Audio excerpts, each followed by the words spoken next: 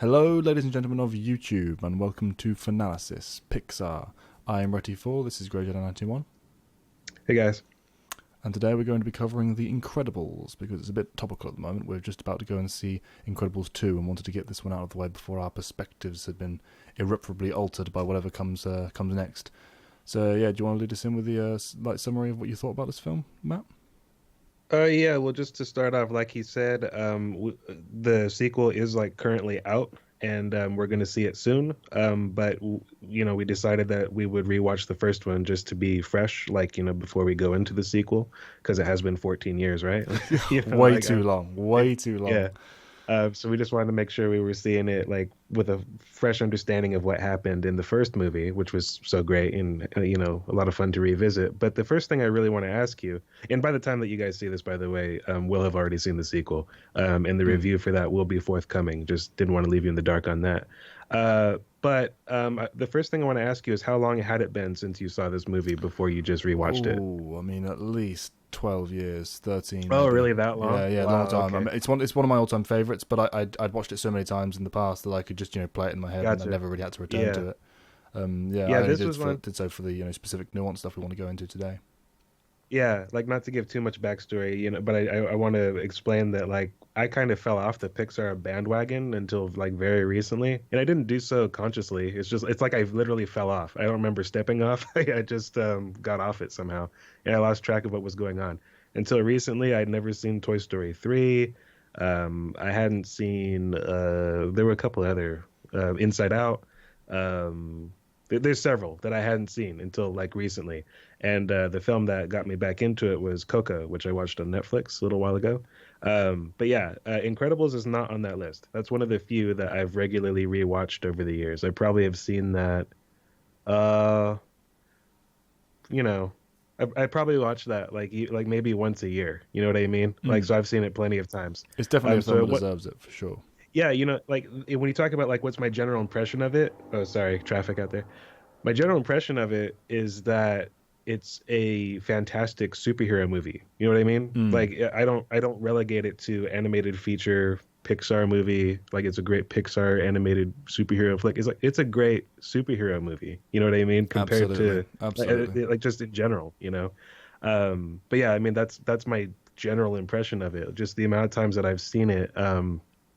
I would say that it's probably I don't want to say it's the only one in the Pixar what do we call that Pantheon? echelon, like pantheon. That's the word I was looking for.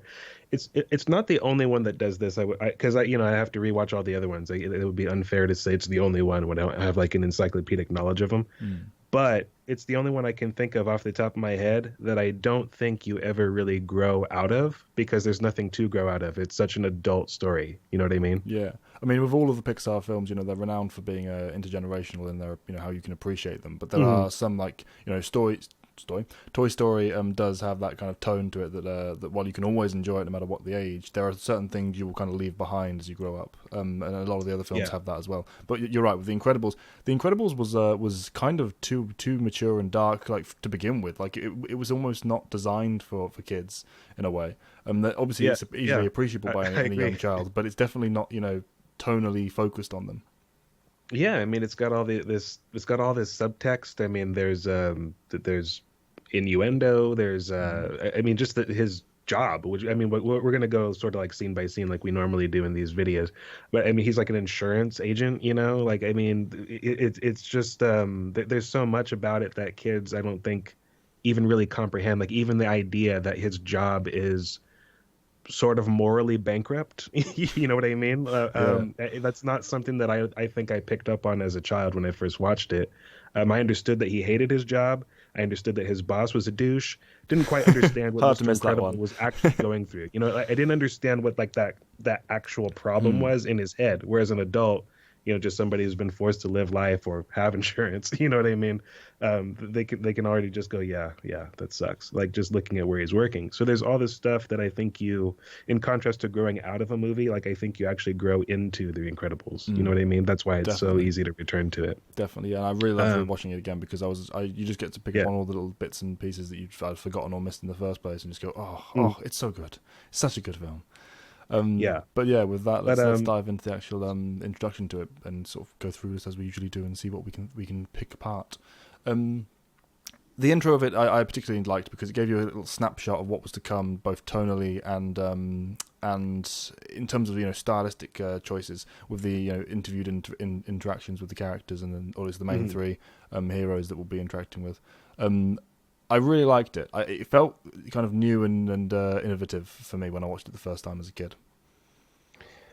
Yeah, I mean, there's something about it. I'm not like a Pixar aficionado, like I explained. I've been off the bandwagon up until recently. But I don't even know like what year this movie is supposed to take place, or even what decade it is. It's definitely sort of kind of 60s, 70s-ish era. It's but sort of like the tech kind of catches up to yeah. modern and even beyond that, without really moving the rest of the setting around, does it?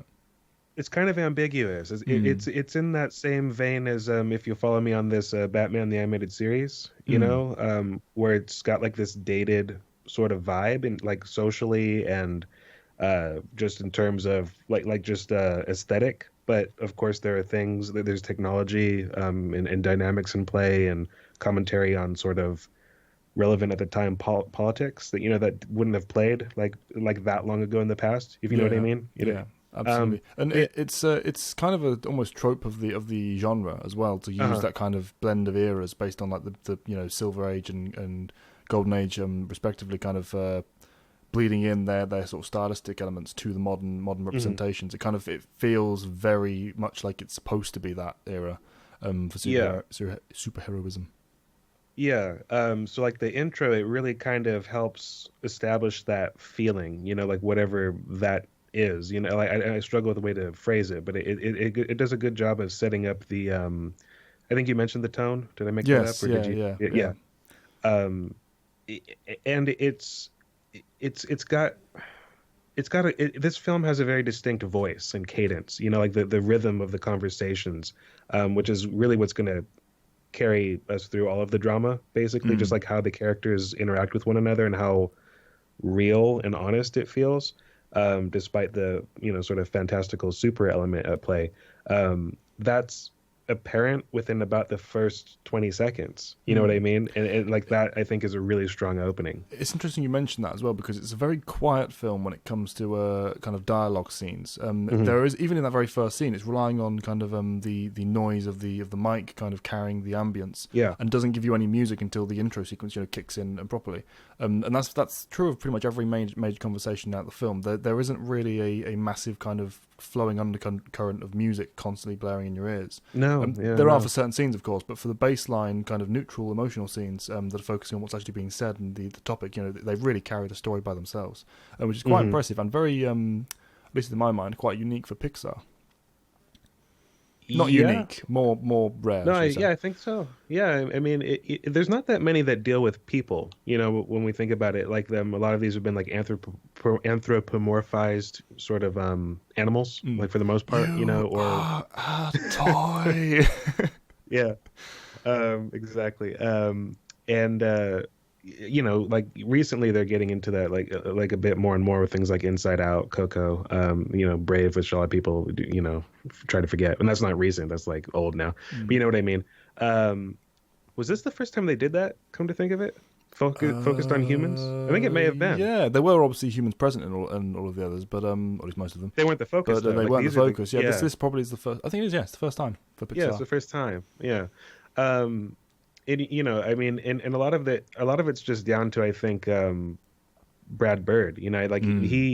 He's credited as the writer and director of this. Yeah, so I mean, and that's kind of like a staple of like his other work, at least from what I've seen. I don't think I've seen every bit that he's ever done, but I've seen. I mean, he did The Iron Giant, which, as fantastical and crazy and over the top as like the actual plot is, the people are very real in that, and that's sort of like something that never leaves his work. I mean, he's got a movie, Ratatouille, about like a rat, like pulling someone's hair and making them do stuff. Yeah, it's kind of out there, but like the character interactions is always grounded in very firm reality. Yeah, and poignant messages as well. He's not someone who beats you over the head with any kind of commentary he's trying to do, but it always seems to carry purpose to every scene, every sequence, every story he's trying to tell overall. He's very, very good at getting across. I don't know, a message, whether or not it's, like I say, commentary on any particular topic. It just you will finish his works having felt like you've picked something up and taken it with you, and certainly for me, holding it pretty much forever, because he's got like that charm to his work in most of everything he does. Even something as tonally dark as this work. I think it's because he honestly portrays the lessons that need to be learned as lessons that the characters need to learn, and not like a preachy message to the audience. Yeah, like that. Like when that second, dynamic comes into play, that's when you start bothering people or like rubbing them the wrong way. You at least open the door to that. In this movie, it never feels like that to me, But there's no turning and winking at the camera. It's always very much grounded in the reality of its own, content and scenes. Very enjoyable as a result, because you feel the connection with the characters.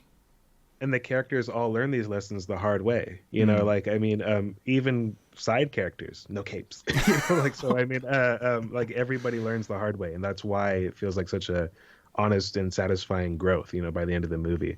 But what this introduction sequence actually is sort of, obviously people who are watching this have seen the movie. We don't need to tell them what it is actually about, but it really establishes the, I guess, 4 main characters aside from the children. Yeah. We've got Mr. Incredible, Mrs. Incredible. Well, at this time, just Elastigirl, right? Like she's not married to him.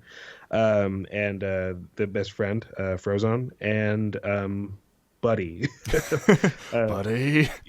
The kind of interviews leads into that more action-oriented sequence where it's worth noting that city has a lot of crime.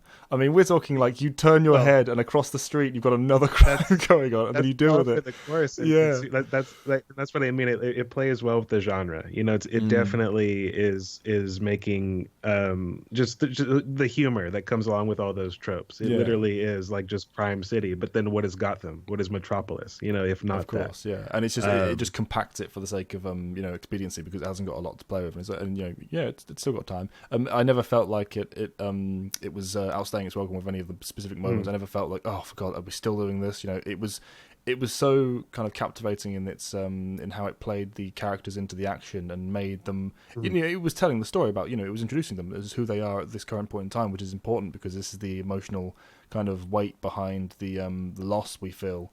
For Mr. Incredible, moving forward, this is why he's having a midlife crisis, because this used to be his life and now it's not. It's the crux of the emotional tension that makes the lesson he's learning throughout the film work, and so it needs to be big, it needs to be bombastic, it needs to draw you into why this is such an amazing and brilliant life he wants to return to. The idea that you just said, like that this is at its core basically a story about a man having a midlife crisis. Like that's really the whole reason here.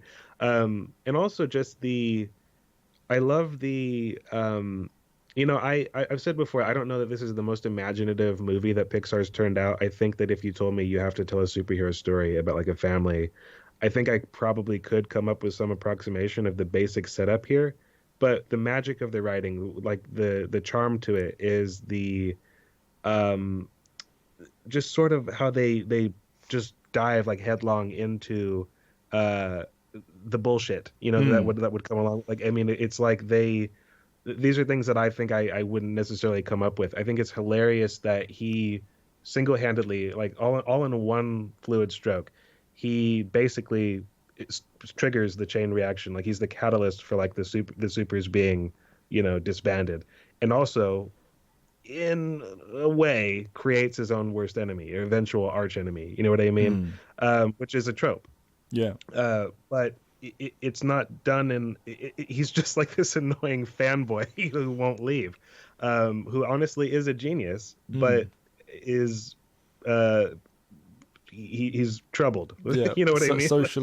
Socially not yet formed.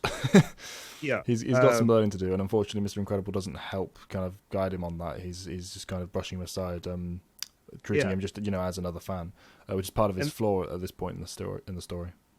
Right, and the honest and not listening to him, not even pretending to, and the idea that he saved somebody who was trying to jump to their death, like broke their leg in the process, and then turned around and was sued for this because he ruined the guy's quality of life or whatever. That is so real. If superheroes existed, that would happen. Like Oh that. yeah. That's what I mean. It's like, and that's the kind of And the thing I fact that don't they think I play it would for have. humor as well, like, Yeah, it didn't feel like, oh god, it was immediately dragging you into tension. Even though this film is a very yeah, quote unquote dark, kind of almost depressing in a way, in terms of its overall general baseline tone. This stuff that is usually so miring and so like, oh god, can we please get over this ridiculous? They play it really well into both the fulcrum of the taking away the superheroes as well as just the humor of the moment. It's like, you didn't save my life, you ruined my death. It's like, what? right. What? It's like, and as a kid, I think I looked at that and I just thought, this is bullshit. Like that wouldn't like, and as an adult, I look at it and I go, that's hilarious, Mm-hmm. because like I could totally see that like in the bureaucracy of today's world, like yes, that would absolutely happen. That just how litigious people are. The idea, like, yeah, like I was trying to kill myself and you broke my leg, and now it's like now I need to sue the government for whatever. I mean, that would totally happen. It would, like, we fight over such nonsense today. I mean, it's like 14 years on, it's only gotten more ridiculous. I'm actually looking forward to like the humor in the upcoming sequel. Yeah, because Brad who knows how that's Bird. evolved. Brad Bird has got I've got a lot of hope for the project, because he's still at the helm for the next one. I'm really hyped to see what they do with it. Just if nothing else, just the more topical discussion, like how they take the tropes and the comedy of what they did in the original and play it with a more modern, even more modern kind of what's the word? I don't know, today's scene, I guess. Yeah, like how it's perception changed in the past 15 years. And perception of reality and how we can shift it for even more comedy. He comes across to me as a man with a lot of contempt for a lot of what he sees, but he like funnels it through like a creative outlet and like through a medium that he really enjoys and tells a story in that way. You know what I mean? He's not, he doesn't seem like he's bitter to me, even though he's got like a lot of contempt for what he sees around him. And I can relate to that. I wouldn't call myself an optimist or a pessimist. Like, I mean, it's like I'm so, like on the day I could be one or the other. But I like to call myself like misanthropically optimistic sometimes. Like that's what I like to call myself. Hopeful for a better tomorrow, but not necessarily expecting it anytime soon.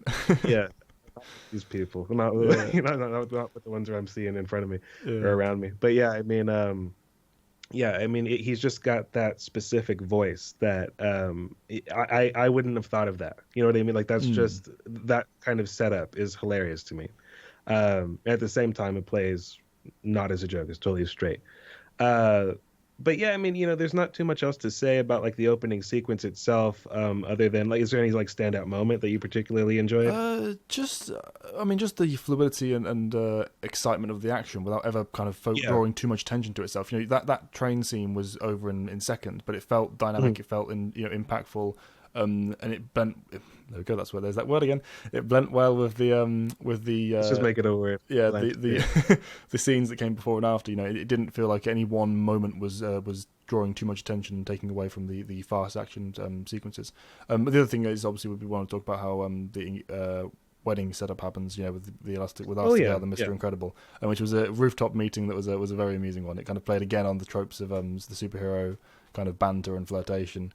Along with the expectation of, what's the engagement later on, and it's a literal engagement. That's again, just those little things that I probably did notice that one as a kid, but it's like probably like one of the more obvious jokes. Like it's like you feel like you're smart for getting it, but you're missing all the other subtext around it, and just the idea that like their lives are so busy and thrilling that even on their wedding night, like this is what they're doing. Like both of them. It's not like just him. Yeah, like, not just and the best man as well. In the background. And the best man. You be getting ready? I've still got time. Yeah, it's great. And I also want to say real quickly, like we'll get into like the specifics of this later, but I think Elastigirl makes that power seem cooler than most anyone else I can think of. Oh yes. Like, and I'm not entirely sure why, but yeah, I mean, she just. I think it's just the full-bodied nature of it. Most of the time, when you get powers like that, they tend to kind of focus it on one limb at a time, for whatever reason. Whereas with this film, even with the sequence we'll get to later, where she's, it's a full-on creative kind of sequence within the Syndrome's base that's just completely attached to how her power kind of can be implemented. It's very dynamic and very intelligently and creatively used throughout the film. But yeah, I mean, like, we kind of already talked about like how, like what the impact of all this is that it leads to the supers being outlawed, like, or more like Yeah, they're just located. yeah, Like shuffled under the carpet to keep them from yeah, causing any more they're like monetary losses. they're sort of quietly commanded to stop because Mm, you're now hurting us. Like you're costing us a lot of dollars, and you're not helping anymore. And so they're all sort of relocated, but under the theory being that their secret identities are being preserved so that they can do so safely. And we have a time jump about 15 years, I 15 think it years, yeah. is. Yeah. And in which we find Bob Parr as insurance agent extraordinaire at Insuricare, I think is the name of the Mm. place. And he's That's about the feeling you get. I mean, you go from this exciting, bombastic, thrilling, set of very compressed sequences to just the ambient that sort of sound of an office workspace, with him sat hunched over a desk and trying not to help this old woman that he desperately wants to help because it's in his nature. And it's just that wonderful. And also, she's covered. Yeah, She's and also actually, she's covered yeah. It's just this wonderful contrast, both in pacing and atmosphere and message, obviously, Mm-hmm. to what we've seen before, and it slams the brakes on the excitement by design, because you want to feel the mundanity of this situation for him, and you do feel like how horrible it must be to be literally boxed in. And just put in this box and put away and not being able to express yourself, which is actually one of the big messages of the film. The value of being exceptional and standing out in society, and how they're having to very specifically not do that. They're being pushed aside and kept down so that the greater great society as a whole isn't affected, and the villain Dash mentions it. I mean, it's littered throughout in different kind of ways and presented in different scenes and moments, but it's very much one of the big core themes of the film. How exceptional should you be, and when? Yeah, yeah. Um, and well, I don't know how deep we want to go with this. It's sort of like his. Well, I guess we can come back to his job. His job is his job. It's not much to talk about. Yeah, it's the main scene with that related is yeah, boss. because I think the reason I said this, because I think what you were just saying leads more naturally into the scene at dinner. Like back at home. Wonderful scene in how that's carried out. It's a very long one as well, given the part of the film that it is, but it's a great introduction to the characters, great introduction to the problem of the film, really, which is that Mr. Incredible now, or Bob Barr at this point, in how that he hasn't adjusted to his family life, or has rather disconnected from that adjustment because of his present situation, and that's perfectly encapsulated here. You feel for everyone involved for all the different reasons. I just realized, the reason why there's tension at this particular dinner table, like we should mention that it's no coincidence, right? Because of the thumbtack on teacher's chair, like that, which is one of the most hilarious. Yeah. That was a hilarious moment. We mentioned it the other day, didn't we? We were just talking about it in general. Yeah, because there was some dynamic. Oh yeah, because we were talking to Harry Potter. Like he had brought home a note about like how he turned his hair, or his teacher's hair blue somehow. It's like, how do you identify this child as the one that like somehow magically turned your hair blue? It's like it had to be the same scene, the same level of crazy. It's like, this happened. I know it happened, and he's not wrong. No, it's not. But it's one of those perfect comedic moments where it's the presentation of that character and how it gets it across is just, it's so well delivered. Like, even right to the point when he points at the screen, you see like a single flicker between the kind of distortion of the video, and it's like, what, right there? And it's like, yeah, we see it, we know, but that principal is not going to accept it. No. There's a spider on my wall. That's gonna be killed later. Anyway, just trap it and put it outside. Don't kill it. I hate them. I'm terrified of them as well, but don't kill it. I kill them because they bite me. Like, anyway, where were we? Family scene. Oh yeah, that's right. What I really like about this scene is just the quality of the voice work, and I don't know who did the children. Who played Dash? I can't recall. Let's not see. Looked up Holly Hunter as Helen Parr. She's fantastic. In that role. Who the hell is, like, why is IMDb giving like nothing characters as like the first? But What? the characters of themselves, I like the introduction to each of them. How we get like a snapshot into who they are, personality wise and problem wise. Very early in the film, Dash in the car, let me go out for sports. Violet having the issue with just being shy and not knowing who she is at the moment in her high school setting. And then that leads obviously into the table meeting scene where they actually kind of their problems are clashing and coming together and causing this conflict as a family, which will ultimately get resolved in the rest of the film. Again, everything is being literally brought to the table early in the film, so we can understand what the problem is and enjoy how it basically plays out and is fixed by the end.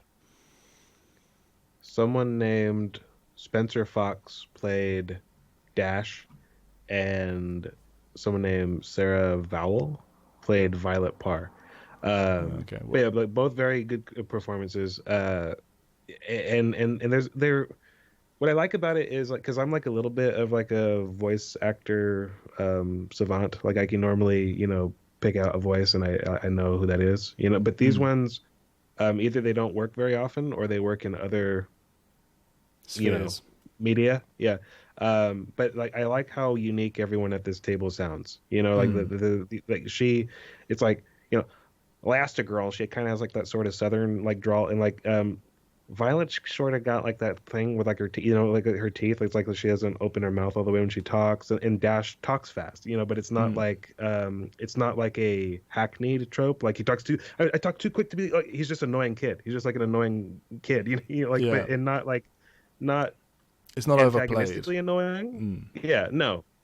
He's like a real kid that you would be mildly annoyed by because like he's not your kid or your relative, but you're at the same dinner table as him, and it's like, and you have to put up with his behavior. He's drawing a little bit too much attention to himself for your taste. Yeah, yeah. But how they reflect each of their personalities as well. Not just what they're saying, but like you said, how they're delivering it. Violet being very reserved and kind of grinding her words out, and I don't quite want to say what I'm going to say. I don't want to. She wants to keep to herself at this point.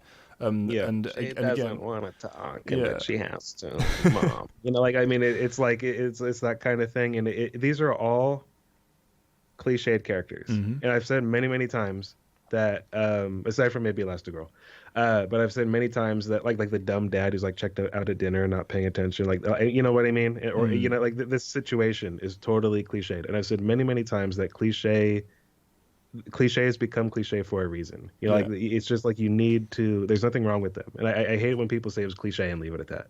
It's like this is executed perfectly, like you're saying. It's the perfect introduction to this family unit. I don't know if you want to call it that right now, but that's what it becomes. Yeah, and they're all likable as well. None of this is Dash is annoying in the sense that you identify that as part of his trait of how he's acting right now, but he's not an annoying character. Violet isn't being a sassy, grumpy teen. She's just reserved and is trying to keep to herself and grating out as a result of that. She is, but it's honest. It's supposed to be. She's not unlikable for that fact. Yeah, you know what I mean? They're not designing her to be. Let's make her be annoying right now. Like little insect, like she is a grumpy, like of course, teen, but that's sibling banter. You would be, yeah, sibling banter rather than let's write a miserable teen type of character. That's it's not who she is. It's just what she's doing in this moment with Dash, and it's very again the sibling rivalry in itself, and the fight that ensues. It's all like very chaotic and amusing, and the way the powers are incorporated. It's just fun to watch, and as well when Frozen turns up and how they're immediately like the door goes and straight back to normal. They're so practiced in having to contain who they are. It's a very poignant kind of moment. Just it's not played to kind of indicate that. It's just you get that in the back of your head, that subconscious message of they do have to be very careful. Which I guess leads into the moment where Bob and what's his actual real name? Is Lucius? Lucius. Lucius. Yeah. Lucius. One of the two. Lucius. They go bowling. Which is one of my favorite scenes in the film, like just like them sitting in like the car and listening to the scanner, and he's like, "What if we actually did what our wives thought we were doing?" I like that to me. Yeah, I think that's hilarious. Yeah, it's just so like everyone has to put up with this aspect of Bob, it's not just his wife or whatever. It's like even his best friend's like, even his accomplice. Yeah. And it's a subtle thing. Because this is it's our introduction to Mirage. She doesn't introduce herself, right? But she's sitting there watching. And it's a subtle thing because the movie is about the Incredibles. but she actually says he's not alone. The fat guy's still with him. So she Yeah, was actually tailing Lucius, yeah. which means he would have been next on like the hit list, as we find out. You know what I Hmm. mean? Which is interesting to me. That was something that I hadn't always noticed. I noticed that for the first time when I rewatched it last night, for all that I've seen this movie. But yeah, that's a small, interesting little detail. I like how all of the intricate kind of background plans actually work and make sense. That people, I mean, even down to the henchmen, they do things that make sense, and it's that no one's just blindly incompetent for no reason, which it really helps sell the tension and you know, specifically with this villain plan, sets up the danger and the threat. I mean, just seeing known under Frozone's name later in the film, you know, kind of confirming this scene in the way that it's presented, it adds drama. It's like, oh god, yeah, he's known. They know where he is. You know, they can find him. It bigs up the threat. And I like this car scenes. But you know, Sam Jackson plays Frozone and does it as brilliantly as you'd expect him to. And we have that like wonderful again bonding moment between them, or establishing moment between them, of course. The same way with the family, because they do an excellent job of introducing characters straight away with snapshots. Just everything he says is funny. Like, you know, like they wind up, because they're like in a burning building. It's like, can't you freeze the water in the air? There is no water in this air. You know, it's like you can't say that any other way than that. Like, you have to get Sam Jackson mad when you're explaining the perfectly obvious. It's brilliant. And yeah, I love just that. the band between them as they kind of as they're saving, and even the unabashed joy of Bob is like, oh boy, a fire, yeah, baby. It's like, right. Yeah, he's seriously starved. There's for something thrills. there's something really endearing about the way that what's his name, Craig T. Nelson, who's I know that name, but I don't know where I know him from. But he's like an on-camera guy. Most of these people are, you know, that are like playing the main roles, or all these people are rather that play the main roles. But anyway, he plays. He never comes off as stupid. There's just something like sort of blindly eager and stubborn. And there's like a Homer Simpson-esque quality to him. Yes. But it's not overplayed. You know, like he's still like a real person and smart. He is not stupid. Definitely not. And especially later on in the film, we get to see that as he kind of comes back back to life, as it were, having been drawn out of this horrible mundane life that he's been kind of tied to. At least on the work environment, not the family side, obviously.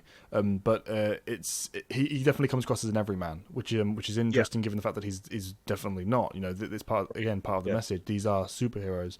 They are supers. They're not just, you know, the standard people. And to capture that everyman feel with that character is always necessary with the superhero films, because you can't relate to, you know, super God Jesus Superman. It needs to be, you know, Kansas Superman. That's why people love the character. Yeah. You remind me of that stupid song from the early 2000s, it was like whiny Superman. I think it was called Superman. It was like by some shitty band. Anyway, it's just terrible. Like the lyrics are all about like Superman can cry too, guys, or some shit like that. But anyway, so where are we at now? So they actually, you know, save the day, but he's sort of busted like on his way home. You know. Yeah. Even the escape of that was amusing. I know. Freeze. Oh, yeah. The people who are tracking the superpowers and the people who used to be back in the day are going to think, this is odd. So yeah, definitely close one. And they head back, and you know, we are never doing that again comes up. And I think he probably means it, because he was already on the edge leading into this one. Yeah. But more importantly, gets caught by Helen back at the house in that classic kind of wife turns around the chair scene. And this is the scene where, again, I see a lot of Brad Bird's personal contempt for sort of societal norms that he just disapproves of coming in, because they're coming out of the mouth of Mr. Incredible.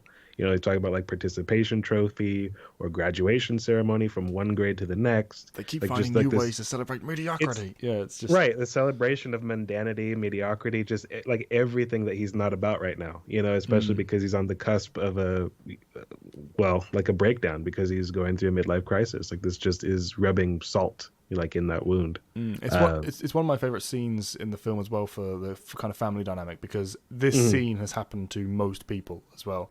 You know, that like, oh god, parents are fighting, and then the parents, no, don't worry, we're not, you know, we're still happy. It's just something that adults do, and you know, and the way they kind of go together for kind of mutual support. He kind of waves her over, and he puts his arm around her, and they they're obviously not feeling particularly affectionate at this point, but they do it because it's it's the solidarity of parents and necessary for the sake of the kids. And as soon as the kids are gone, she takes his hand off, and it's like, I'm still mad at you.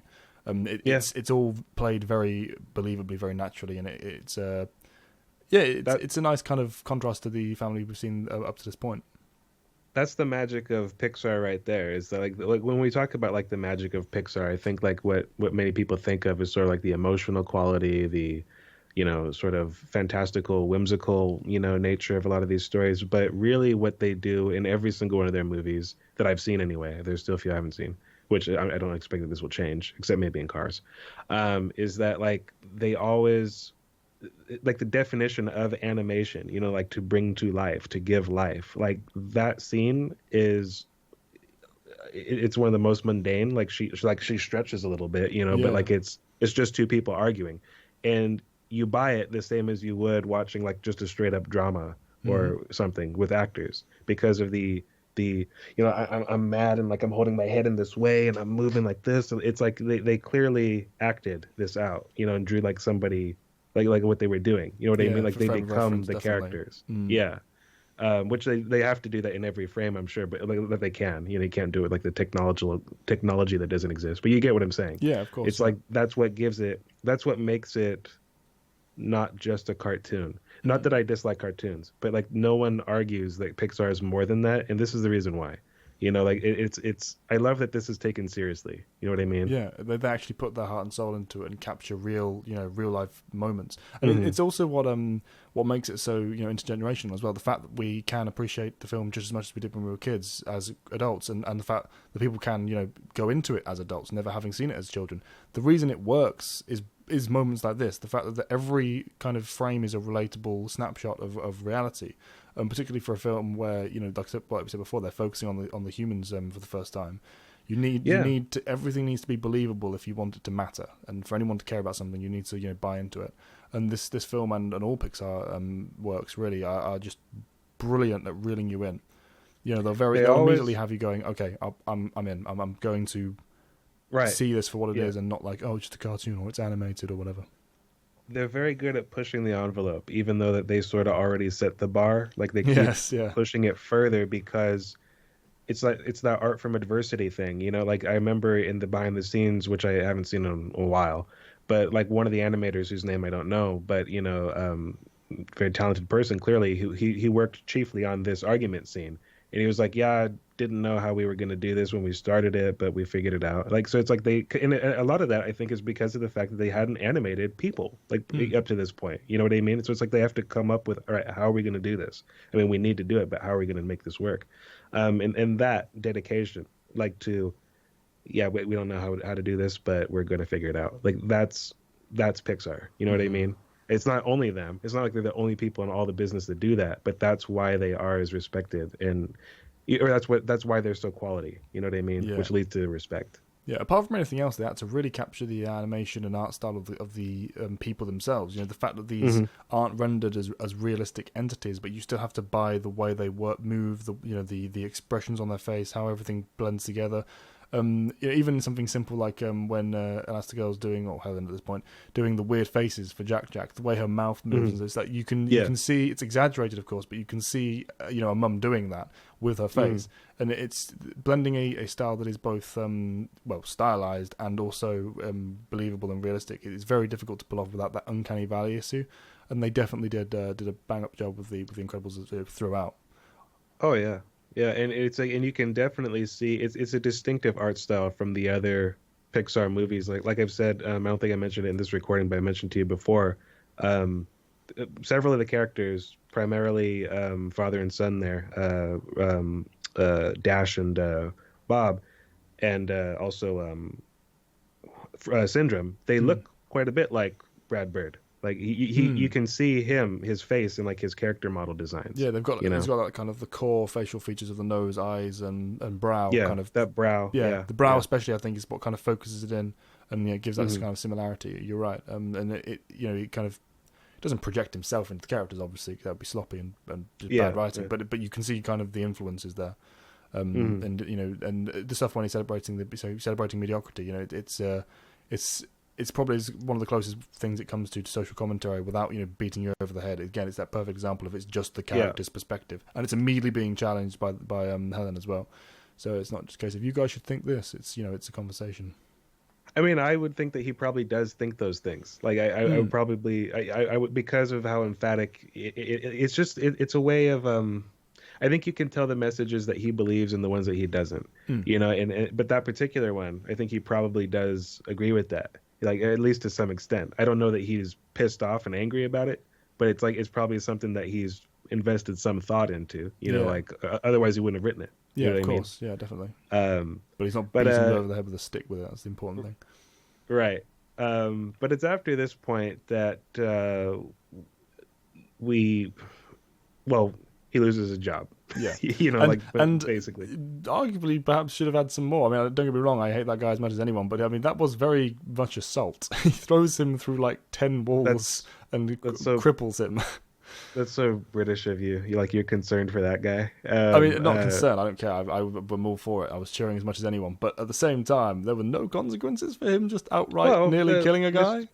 CIA guy or whatever he was there to like wipe people's memory. He was there to do the Men in Black thing, and of course, yeah. But it's a case of why. I mean, how much can these guys get away with? But anyway, I'm not here to enact the Super Serial Registration Act. It's just I'm gonna say, like, this is not the time for like your headcanon about this wasn't realistic. Of course. I don't. For the record, I have no problem with the moment. It's just amused me as like when I rewatched it. I thought, as a kid, I probably didn't focus on enough that this is literally just assault. He almost kills him.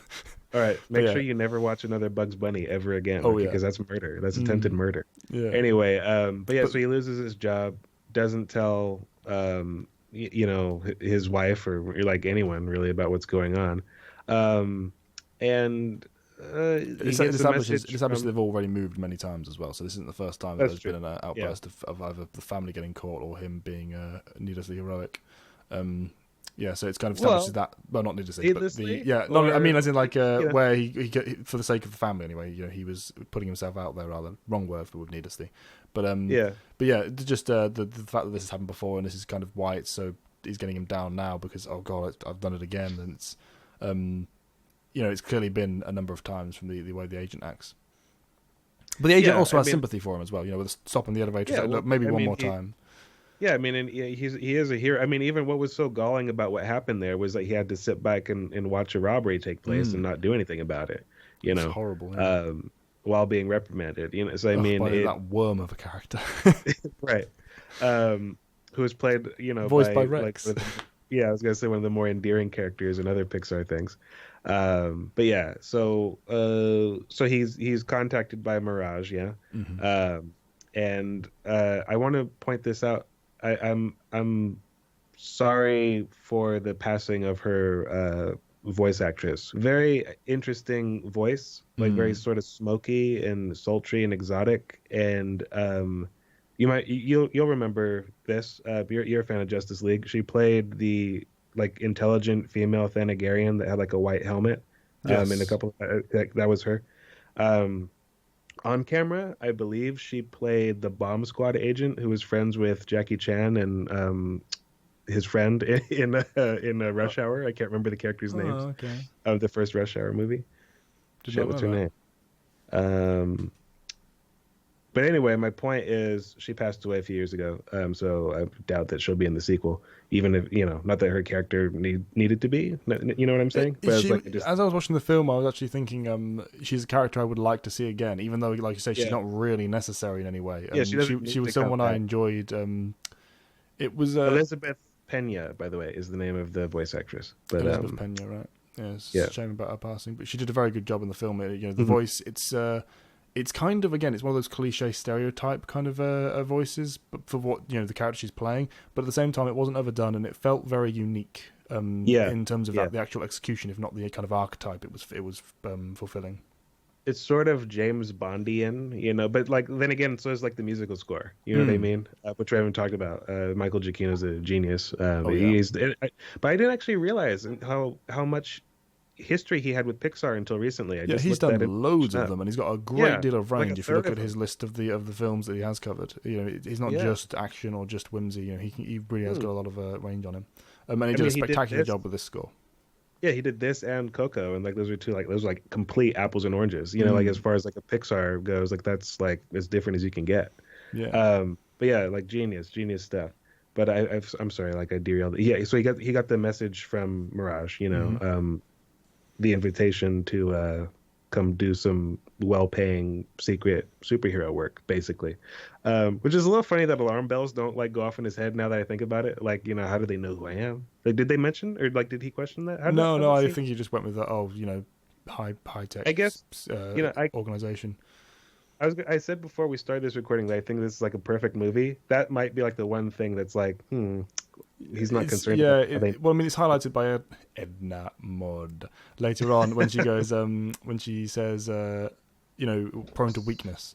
He's at a Yeah, time of life where this temptation it didn't take much. Dangled the carrot in front of him and he snapped it up because and, it's very believable on that level. It's but you're right. He does kind of blinkers on, not think. it's I They can know who I am. rationalize it.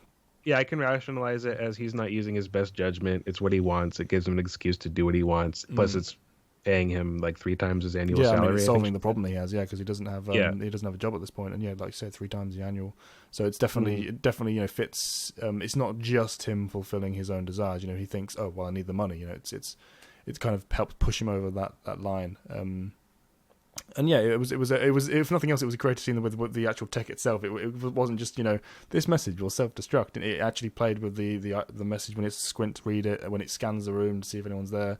The actual That's kind true. of Yeah, that's an mirage interesting effect thing. of the actual screen when he tilts it. Mhm. They play like with the tech because it's the kind of the first big high tech thing that we see in it. Mhm. Um, but yeah, I mean, any other comments about this particular Not scene? really. Yeah, it happens and it kind of sets up the island scenario that we're going to be going into in a minute. Now, Yeah. yeah, he did that. Yeah, he did that before he met Edna, huh? That's true. Yes, yeah, because Yeah, he yeah. gets the slit in the suit, which is what Yeah, sends that's him there. right. So basically, That's right. he gets sent off. He lies to his wife, saying that he's going for a conference. Um, the Yeah, no, and that's an interesting thing is that like as a kid, I interpreted it as because I think I was about 12 when I saw this movie. I think I interpreted it as okay, so she's just suspicious of him because like he's clearly like lying or whatever. mm, But it's like the idea that her concern is that he's being unfaithful. mm, Like and just putting on like a face like that's not something that I immediately. I mean, this is not like a new revelation to me. Like I've realized that many times, on previous viewings up till now. But as a child, I certainly didn't realize that. yeah, So there's all a, this kind of subtext going on. it was a masterful example of how you can play with, like I said, subtext and have it go completely over the kids' heads while still Mhm. being there for when they grow up and And the adults who were already there when they first see it. yeah, It's and again, done very well in Toy Story with stuff like yes. euphemisms. Yes, that's very true. But the going off the back of Elizabeth Pena's voice, like that sort of sultry voice, like it's a later scene, I think. But when she actually overhears the telephone call, it's like if you heard that woman's voice and the husband going, "Yeah, I'll be right there." Yeah, Precisely. Yeah. Which and they played it off very. I wouldn't call it subtle, but again, the subtext is very much hidden from the kids if they're not forward thinking in that way, maturity wise. But it's actually worth noting that they took a scene out where she finds a hair on his suit. Which they thought maybe that's a bit too hammer on the nose with the whole suspicion thing. I like that they kept the suspicion vaguer than that in the sense of he's just lying, so that you can pick through that various kind of there's layers of subtext depending on your preference really. But you're right, it's very well done, and I like as well the scene when the sprinklers have gone off and they're just drying up the house. That it kind of it establishes that that they do care about each other. This isn't a family devoid of hope or anything. They're just slightly off the beaten track at the moment.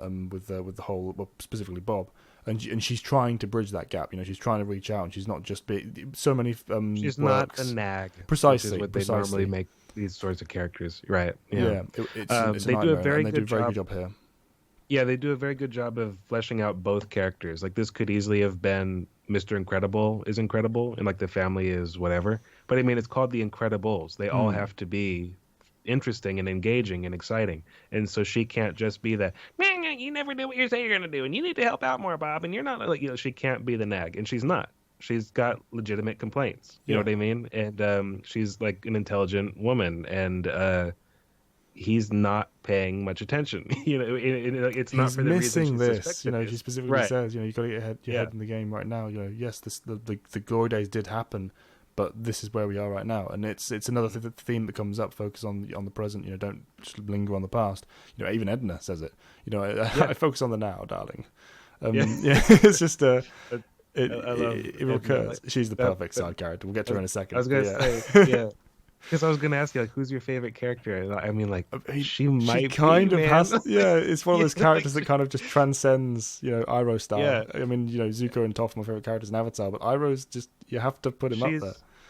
She's the perfect, because she's not exactly comic relief, but she's like the most comedic character. You know what I mean? She's that advisor. I mean, we'll discuss them more when we get the context to talk about her in. But yeah, she's that advisor, comic relief blend. She's got that She's just got that spark. No one will ever forget Edna Mode. It's just, if nothing else. By the way, we've talked about like Brad Bird's hand in this. Like that is like his baby, right? Because he voiced the character, for Christ's sake. It's like because no one else was getting it right. It's like no. This is the humor. This is the cadence. Like I'll just do it. Like, I can be an old lady. That's fine. Oh, it's brilliant. I love. Maybe that she's character. not a lady. Like that would be hilarious. But anyway, yeah. So where are we at? Like in the plot structure. So he's at the island. Yeah, right? heads to the island. And this is like like I said, this is not the most beautiful Pixar movie, and obviously it's 14 years old. It's not the most up to date in terms of technology. Not that any of these really age. I mean, Toy Story looks good, and that's 23 years old. Yeah, it's crazy. But this is like just that Syndrome's technology, I think, is really what that's what really adds to like the aesthetic of this particular film. That stuff is so, I don't want to call it unique, but it's so stylish. Yeah, and well executed. It's got that nice blend between, or nice balance of really high-tech, modern, kind of clinical, clean, but still having that kind of rugged, textured quality to it. Like the Omni drone is perfectly spherical and smooth, but you still see those kind of rivets and outlines that make it, particularly in the first model, that kind of make it out to be a functional working machine rather than just this sleek aesthetic piece. And just the creativity of like the different designs as well, like the spinning speeder things that make sense. That I love those. Yeah. It would make sense that you drive those through the jungle forest, because otherwise the tree is going to be a problem. Obviously that's taken to the cartoonish level, but like, not to put on your hat, but like it's realistic, but like that would probably be horrific, just like with bits of wood flying at you all the time, crushing you. But cartoonish. But the idea behind it, kind of they strike a nice balance. Yeah, they strike a nice balance between being sort of whimsical and absurd, but they still look practical, and they have like one foot in both realms. They're silly and over the top, and at the same time they still look real and believable. And that's sort of The Incredibles. You know what I mean? It's like it's weird anomaly of Pixar. You know what I mean? It's like its own flavor even within the Pixar style. Nothing else quite feels like this. But his technology, I think, is like the linchpin to that for me. Yeah, I would agree. In general, really kind the entire island, the way the ships that they roll around in are. Definitely. It draws the aesthetic together and kind of gives it kind of that unique focus point. Everything else you kind of could see elsewhere, but this stuff really kind of gives it that core that just makes it outlines as The Incredibles in terms of the tech. I definitely agree. Syndrome's remote as well is a mainstay as well. Yes. But the actual fight, it's a big strong guy versus a big strong robot. I mean, it's clever and fun and interesting, but I don't know that we have too much to talk about. Yeah, it was a good action piece. It helps set up what comes later on a larger scale. And you can see, I like as well the emotional side. He's having fun with it. He kind of, it strikes that nice little balance between him going, "Oh God, I forgot how terrifying," or this is dangerous. I nearly died, or I horribly out of shape, and I've thrown out my back. There's a nice balance between what he is now and what he was, and how he's not realizing how much danger there was in the place. Simple things like when he's standing on the rock and the lava kind of blades are spinning at him. He's thinking, "Oh God, I could die here, and my family would never know." It's playing in the back of your head. The seeker part of him, though, is like getting its fix for the first time in a long time. Yeah, you get that when he hides under the drawer and is like looking around. It's like you can see the fun he's having. Paired with the tension of the threat. It's a very well done kind of subtle subtext to that scene. And I guess it is sort of foreshadowing for that how like they actually end up defeating the one at the end. Oh, definitely, Because like solid where they foreshadowing. get like the idea that the robot is the only thing that can damage itself. I mean, it's the only thing that he really taught Syndrome with that fight, and he didn't make that modification. But whatever. That's true. Yeah. It's like you'd think you'd make the claws unable to pierce the frame, but whatever. But it's still that's a nitpick. I like the actual execution of that. It's funny to think that the one thing he could have taken from the experience he didn't. Yeah. And then after this, he has like again a James Bond moment where he's with like this sort of femme fatale and like at dinner time, and we realize that she's being given orders by somebody, like with a strange haircut. Yeah, yeah. The jaw in the silhouette, I was like, well, that's Buddy. When I first saw it, I thought, oh, of course. That was never. I like the fact they didn't draw it out. They didn't, try to hide that. Pretty much, it's not meant to be a mystery. Yeah, precisely. They didn't focus on that. It was just some people who wouldn't get it didn't get it, and that's it. It wasn't drawing it out for those that were obviously aware of the nature of storytelling, if nothing else. Yeah, exactly. And again, like that, just like whole island again, just that visual aesthetic, like the location, like they're eating dinner in like a volcano, and it looks like they are doing stupidly long, table. Yeah, I love that. It actually does sort of fit the kind of villain that Buddy has become. I mean, it's if you're gonna live on like an island where like you've somehow converted like the waterfall to like open, for like your little railway to go through. I mean, it's just so hilariously over the top, and at the same time, still looks pretty damn cool. It's hard to find that balance between this is horrendously impractical and this still looks cool. Yeah, I mean the heat, if nothing else. Can you imagine? Yeah.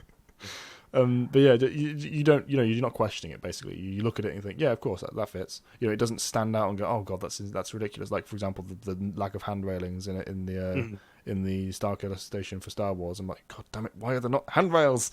But here, I don't go, oh god, why have they got a lava pool? It just fits. It's not just Star Wars though. Wherever you find that, it's hilarious to me. Like you mentioned it wherever you can. It's such a mainstay. Why would you have that? Like engineers need to walk across this. I'm not even arguing with you. It's just hilarious that is literally like your first thought whenever you see a situation like that. It's like it's your default. It's like, okay, no, like this is wrong. It's like almost like you're not paying attention to the subject matter. Who designed this? It is definitely a hindrance. Yeah. But yeah, so we get that kind of meal, and then that kind of leads us in nicely. There's a nice transition, to the kind of happy montage where it's right. Everything's back. He's had his thrill. He's got back into he's got an outlet for his want to be a hero again, and we get like making money. Yeah, he's making money. He's I like that this shows that the family didn't have problems. It was Bob. It was Bob and his life situation. It fixes, or at least patches up the kind of tension that the family were having, and shows that this is a really happy family. It's just, it has this roadblock to get over.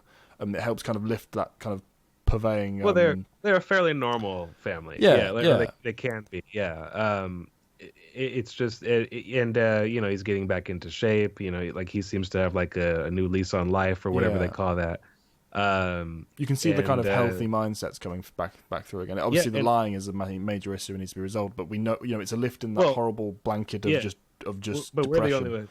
Yeah, at this point, we're the only one who knows that he's lying. Like she might have like these like little suspicions that like based on like some earlier comments, but she has let it go because times are good now. And like clearly, every single transition there is her. Her and him going off for a quickie, like in the middle of him going to work, or like, basically that's what's going on. He literally, I always saw the scene where she reached back and like pinched him on the ass or whatever with her like a long hand, but they actually show it on screen when he does the same thing to her. We just walking by. It's like, wow, they put that in there. Yeah. So I mean, it's just sort of she's not questioning it because times are good, sex is good, money's good, he's good. I mean, must be fine. I'm not gonna like mess with something that's not broken, right? Yeah, precisely. It's a very believable moment for the just capturing that family scenario. How that again, it's only a patch job, but the family kind of issues have been fixed for now. Now is it the time for the introduction for Edna mode? Yes, yes. Edna mode. Edna who I love, and and although I don't, we can talk about whatever you want in this scene, but I want to mention I always forget this every single time before, like when I rewatch this movie. When she goes, "My God, you've gotten fat." It's after he got back into shape. I always forget that part. Like that he's already like whipped himself back into shape by the time she says that. I know, it's brilliant because he hasn't quite shaved all of the weight off. You know, you definitely see the difference between him and his prime. A huge difference. Huge difference, of course. But I like that they don't get rid of all of it. You know, he's still that middle-aged man now. He's not in his prime. Right. And just how it's a perfect snapshot introduction of her character. It's like, get out of the way, go check an electric fence or something. It's like, my God, you've gotten fat. And it's just I love it. And every moment with her in this sequence, she steals the show. She's one of those characters that you could put her in any situation and she will just steal the thunder. I mean, there's a reason she's coming back in the sequel. Oh yeah, you couldn't do this. Like you're gonna make everyone wait for 14 years and then not bring back Edna mode. Like, are you serious? It's brilliant. Yeah, she just has like this hilarious way of talking. It's like she has like no filter, but she's an intelligent person at the same time, and like sort of that vague European accent, like whatever it is. You rarely see the super intelligent characters without filter. Actually, like they usually if they're nerds, then you'll get that occasionally. But when they're actually super sophisticated, high intellectuals, they will usually be more reserved. And she just no. You can't tempt me, darling. Yeah. You're right. I think she said something like when he was pretending when she was like pretending not to be into it. She said something like, "Ask me before like I arrive to my senses," or something, I can't remember what she said, or like but before like sanity, it crosses my threshold. Like she had like this way of putting it that was hilarious. But this is like the most infamous thing, or well, not infamous. You know what I mean? The best part of this is the no capes. Oh yeah, which was something totally never thought about that. Like as a kid, when you think about like being a superhero, I go, you got to have a cape because like that's the one thing that they wear that no one wears in real life. Yeah, if you're gonna have a cape, you better make sure you're also invulnerable because you don't want to be sucked into a jet turbine. If that happens to Superman, not that it would, then it's irrelevant. He just chews up the jet turbine and comes out fine the other side. But if you're a normal human with just flight, you don't want to be wearing a cape. It was so classic, though, that scene. And I guess that's actually kind of a hint at when this takes place, because every date that she mentions is like 50-something. True, actually. Yeah. So this got to be like early 70s-ish. Yeah. Because 15 years on from that, Yeah. But yeah, even he himself, says, something classic. He's reveling in the design. Guy, who's one of her go-to examples of no. And actually, that's one of the worst costumes I've ever seen. When he says that was a costume, when it shows Dyna Guy, that looks like terrible. It looks like the Homer Simpson superhero costume to me. But just terrible. Yeah, and the fact that she had so many examples to this stuff is like, okay, I can buy this, no capes. I'm with her. And of course the ultimate resolution of the film and how it ties into that is it's very amusing. And fine, darling. I also fixed the horrible suit. Yeah, the hobo suit. Yes. And he's like, "Oh, you're a G." I know, darling. You're just the way she walks. I know, darling. Yeah, it's wonderful. Yeah, I love that character. It's the hand wave as well. It's the flicker of it. It's just, it's perfect. But perfect character, and even, she gets even better on the second coming through with Helen. Absolutely. Yeah, but we get the next assignment for Mr. Incredible, and which was this is when Helen probably gets suspicious because this is where she hears the phone call. Oh, that's right. That's the phone call with Mirage, right? Yeah, which is the main part of that scene, and it's interesting because like I don't think he realized that she was like onto anything. Like he just seemed like she played that game where like she goes, Bob, I love you or whatever, and like I love you, honey. Precisely. He was completely oblivious. He wasn't suspicious of her knowing at all. Which is funny because he's got his blinkers on. He's not fully appreciating the situation, but it's a horrible scene to watch as well because obviously he's not being unfaithful, at least in that way. He's lying and being deceitful, but he's not cheating on her or anything. But she doesn't know that, so the desperate kind of wants to trust him. She doesn't want to go behind his back. She actually struggles with that for a large portion of this sequence of the film. Do I check up on him because that's a breach of trust? Right. But and again, but at the same time, it's very believable. Stuff. I mean, that happens, all the time. Just like, and that's what they mean. Is like these are superheroes, but they're just people at the same time, and that's why this is so real. And again, this is all subtext that I didn't catch when I enjoyed this movie as a child. I knew she thought he was a liar. I didn't realize she thought he was cheating on her. You know what I mean? It's like that's just something that's not the way my brain worked at that time. It's a whole other level to kind of catch, and it really does kind of make that scene a bit more tragic, or not tragic, but just hard to watch, because she is like worried about him, and he just drives off and is completely oblivious to it. But it makes the resolution of everything at the end all the more rewarding. So I'm all for it. Now, the next scene is basically the introduction to Syndrome. Yeah, with the glossed varnished S on the table. I always appreciate. It's like oh my god, that's classic supervillain stuff.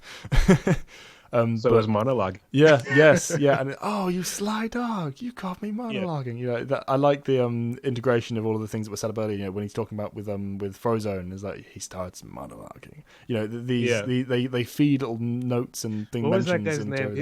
That superhero's name was like Baron von the villain. Evil. Yeah, it was something like that. Yeah, something like that. It was crazy. Yeah, but anyway, but yeah, I mean, this is probably, I'm just gonna say he's the best Pixar villain, like in the sense that he actually is a villain, and he's definitely up there, if not the best. I can't think of anyone better at the moment. A lot of these movies don't really have one, to be honest. Like or like they have like an antagonist, or like an obstacle, but not like an outright villain. But he definitely is one, and he is like a play on like every trope, but like sort of like the hipster twisty version of it. So like it's like when they're making fun of it, it's hilarious, and that's the reason why his character is so, I don't want to call him endearing or charming. He's got a charisma to him. Yeah, he's enjoyable. As much as a slime ball as he is, you're not going, "Oh God, shut up" when he's talking. You're kind of just reveling in the humor of it, I guess, because almost everything he does, while sinister and competent, and he's a threat, he's a very real one. It's still funny somehow. You're right. He's got that charisma to him. And and we saw like he was. I think I like when you actually like just watch the scene play, where he's like this annoying kid rocketing around in rocket boots, like at the start of the movie, right? You go, well, whatever. But when you actually think, what if a kid was astute enough to create those and put him on his feet, like somebody with that kind of bitterness, he's gonna come up and he's gonna like it follows. Like he's on the track to become a weapons dealer, and that's why he got so rich. Like he's an arms dealer, and he's got the most advanced tech in the world, which is already, like, for a kids movie, like he's an arms dealer. Like that's kind of that's dark in and of itself. It doesn't steer clear of any of the big kind of no-nos. Like the amount of times killing and is mentioned, if nothing else. Yeah, loads. There's a scene in this like movie where mom is saying they will kill you. Precisely. The word kill. That's the thing I'm seeing. The campfire scene when she's saying they're not like these people. They will kill you if they get the chance. Yeah, do not give them that chance. That is just a perfect example of it. They do not shy away from anything here. Yeah. Even the kind of sexual stuff is way more in your face than most of the Pixar films. There's a particular line we'll get to later where I was like, wow, I'd forgotten that was openly said. But yeah, it's a great introduction. It's a great introduction. And something I like about Syndrome on a more subtle side as well is he's still got that obsession with the eyes. They kind of switched around to look more like exclamation points here, but it's the kind of upside down eye iconography that he's got everywhere. From the Cerebro room with the platform to his little bomb that he drops. It's little background things like that. That bomb, yeah. I mean, well, he is still obsessed over Mr. Incredible. He's just not a fan anymore. But he's still absolutely obsessed with him. Yeah, even that line when he first appears and delivers that was brilliantly done. Like the voice acting for him was great as well. I was like, I am your biggest fan. It's like, oh God, even the teeth, the way he's kind of the freckles and it's so it's so weird. It's such a great progression from kid to him. To think that he's voiced by My Name is Earl too. It's just like bizarre.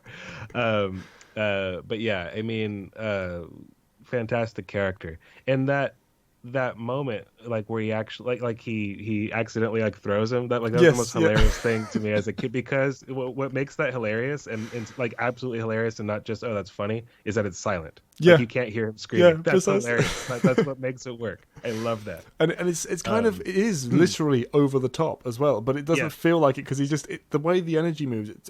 It's the fact that it does completely kind of just work. It's not like there's no sense of weight. He's not straining to lift him. It just he moves his finger and then the full range of motion actively, inertia wise, just plays out in front of you. It's like the kind of lightsaber thing again. If you forget the rotational effect that gives it the weight. If you imagine just kind of moving the lightsaber and having the blade just immediately be where you next move the thing like a torchlight, it's that kind of like whoop, that makes that just so believable and like, of course that happened, and it just makes it so funny. It's just whoop. I like to think that this video might be seen by somebody who doesn't know about our tirades about Star Wars, and you just lost everyone with that. But that's hilarious. Probably, too. I'm just kidding. There's not a critique. There's a region lightsaber has weight, like guys. A remote possibility that someone will see this and not know what the hell you're talking about. And yeah, I know what you're talking about. Yeah. But anyway, it's fine. I didn't mean that as a criticism. No, you're right though. It's funny. But yeah, then he goes straight down the water, the kind of waterfall area. He gets dropped. He jumps down, and the bomb gets followed after. We get a nice little nod to his competence as well, when the fact he actually checks to see if he's still alive. He doesn't just go, "Well, that must have killed him," and walk off. He actually gets a reading saying, no life signs. And it fails because he hides behind the body of a corpse of a dead superhero down there who looks. And it's interesting again, especially after having just seen Coco, where like half the cast is like dead and like like a cartoon skeleton. That skeleton looks like a skeleton. You know what I mean? Like that's like, Monkey Yatso moment. Yeah, it didn't scare me as a child, but it is a very sobering image. Like it's creepy and unsettling, especially because he apparently, if he didn't personally know the person, he knew who it was, And I'm pretty sure he was at the wedding actually, so he may have personally known that one. Was he? I think he was in the front row. I mean, it could have been, But either way, you're right. I wasn't sure. I was covering my bases. I would think he knew him, but I just, before someone said, no, he didn't, in the comments, I was covering my ass. I think that was the case. But if nothing else, the scene feels sinister because again, it's devoid of music. It's very quiet. It's very, even the panning shot when you see Kronos, it's not a sinister word, but when it appears, the jagged edges, the way kind of he's focusing on it, immediately followed up by the scanner coming in and him having to hide. It's all very it's very tense. It's which following the an encounter with a supervillain that just took you out very easily, and having these revelations from the past, it's important. It adds weight to the villain and the threat that is now going to be present on this island, because the very atmosphere of the island has now shifted. It's it's no longer just this kind of adventure into heroism. It's now like, oh god, I'm on an enemy in an enemy fortress.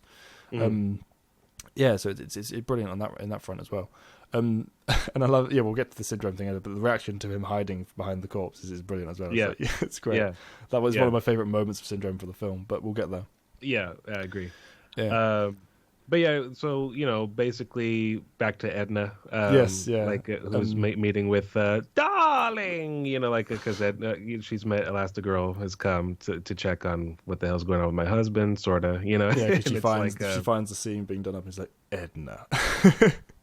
And then just she insists she comes over. No, I insist. Come.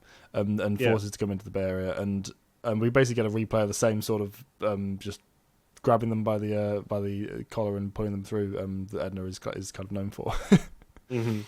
And it's such a fun scene, like where we get to see like the different things she did to the different families' suits. And the most over the top moment would be like when I can't remember what she said it about the baby's suit. It was like, oh, I made it like a little bit big, so for it to grow into. It's not exactly form fitting.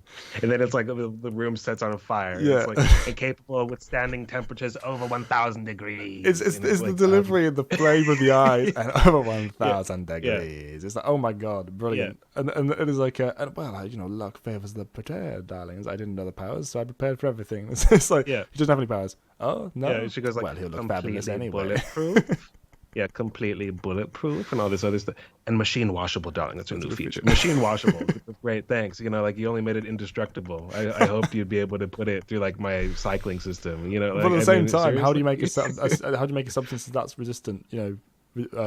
Cleanable by water. It's going to be tricky to do. Okay, don't even bring that. We're not talking about headcanon in terms of anyway. But just the reaction is like, oh well, she'll look fabulous anyway, and just the chair slides back. It's just brilliant. I love the everything. She's she's literally every line she says is hilarious. Yeah. Or relevant. Yes, you know what I mean? yeah, she's also because, very like, intelligent. She stops being funny in a minute. Like what we're talking about here is, she's sort of the one that puts that seed in Helen's head about like, do you know like where he is? It's like, and even the like, turning again, down, like, do you know? It's like, yeah, oof, poignant. yeah. It's like in my head, like as a kid, like I said, okay, Bob's lying or my husband's lying and he's in trouble now. I got to go figure it out. I'm not thinking about like that cheating thing. That's just not the way it's very present here. The kind of prone to weakness, and she's like, it's this is where it becomes very brilliant. clear. Like if it didn't occur to you what was going on, it should now. It didn't take me until repeat viewings after I was a little older than 11 or 12 or whatever I was when I saw this to go, oh, that's what's going. That's even though we have this scene where he's literally like caught, like apparently hugging, or in the arm, like has another woman in his arms, it still didn't hit me like, oh yeah, she's been thinking that's what's going on all. Yeah. And it doesn't even occur to him. Yeah, it doesn't occur to him. He's like, wait, what? Is like, how could I thought, which is really endearing on that level. Yeah, I thought it was her mad at him in that moment because she saw that and went, what? I didn't realize she'd been thinking that this is what's going on the whole movie, basically, at the time. But that's like a kid thing. Again, like you grow into this movie, you don't grow out of it. Like that's why I started this thing. That's what I'm talking about. Is things like that. I like as well that it's not just objectively that at the point, but by the point of Edna Mode as well. At this point, it could be either or. It's that level of subtext where it genuinely could be she's just specifically considering they're focusing on the superhero stuff right now. I mean, it could just be that that's what she's worried about and that he's going back into hero work. But it's it's not. It's that strikes that perfect balance between the two ideas. And you're like, oh, which one is it? And it adds to the tension of do you know? Do you want to know? Answering that question, and her not wanting to betray the trust. It's a really good scene. In that scene where she sort of like is falling apart and like Edna has to sort that's of my favorite Edna moment. Like, it's my God, woman, pull yourself together. I think there's a small line in there where, unless I misheard this, like before, like when she's sitting there sobbing, going, "What do I do, Paul?" And she's like listing the things that were the signs that she should have been following. I think she says, "Getting back into shape." Yeah. The blonde hair. Yeah. Just I missed the blonde hair. Dyed your hair. I missed that one. I picked that one for the Fanalysis. That was when I just noticed for the first time. Yeah, I hadn't picked that one before. Dyed his hair. Yeah, I just thought that was hilarious. But it's brilliant for the midlife crisis thing. It's just a subtle little add-on. It's a cherry on top for the description of him going through that crisis. Yeah. But yeah, this is when Edna kind of fully takes on that advisor role and just snaps her out of it. This is where she kind of snaps Helen back to Elastigirl. This is the point where she fully retains and regains that role. Nice putting it. Oh my God! It was this. You've done it to me this time. You've done it to me this time. It was an accident. For once, it was accidental. That was good. Yeah. I approve. But yeah, so that happens. She gets her back into that mindset, and then from this point forward, we see that she is once again Elastigirl. She wasn't actively trying to avoid that, but she's it kind of hadn't. She'd almost forgotten to be that again. Yeah. She'd kind of forgotten, and Edna just reminds her, reminds you. You will remind him who you are. It's like I love that.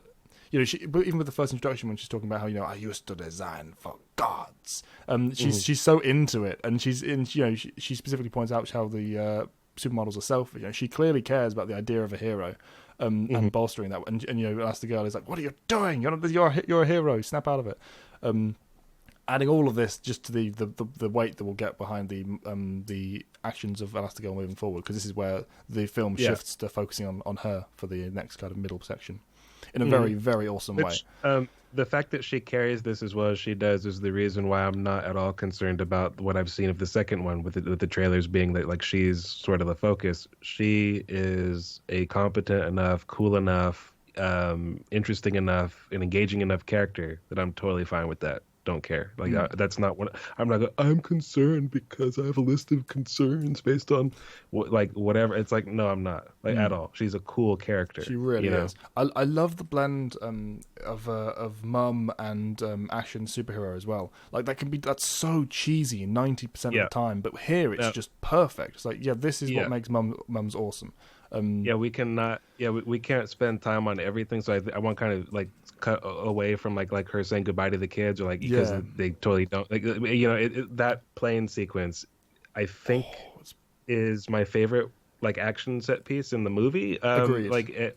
Because and it's not it's like I just said because and halted because it's the whole thing. Mm. The sound design, the music, the pacing of it, the people the smash involved, cuts. It's just the realization of what's going on from the ground to like what's going on up there, and her voice acting. Like when she like at first she's trying to like talk it down, she's sort of like military about it, and then it cuts to there are children on board. You know, like, God. it's like that line is like it's that took me back to when I saw it in the theater. I thought, oh, this is intense. You know, it really is. It's one of my favorite sequences. The entire, probably, certainly the film, possibly the entirety of Pixar. It's that dramatic. When it goes wrong, you know, like when they're about to be hit, I love that. Just what she does is just envelop them in like a ball, you know, and like it's because she does it within like about 3 seconds, and it's the only like course of action she's got open to her. And it's a total desperation move, but it's done like lickety split, and it's totally competent. It's crazy, you know. I just love that entire sequence. I think it's my favorite action scene in the movie, which has a lot of good ones. Easily, you know, it's not like both in terms of the actual visual dynamic kind of physical action, but as well as the fact that it's paired with the emotion of the moment. You know, we've got the gradual growth of panic of this super mum, with her children right behind her, and she's doing everything she can, which is a lot, to stop this from happening.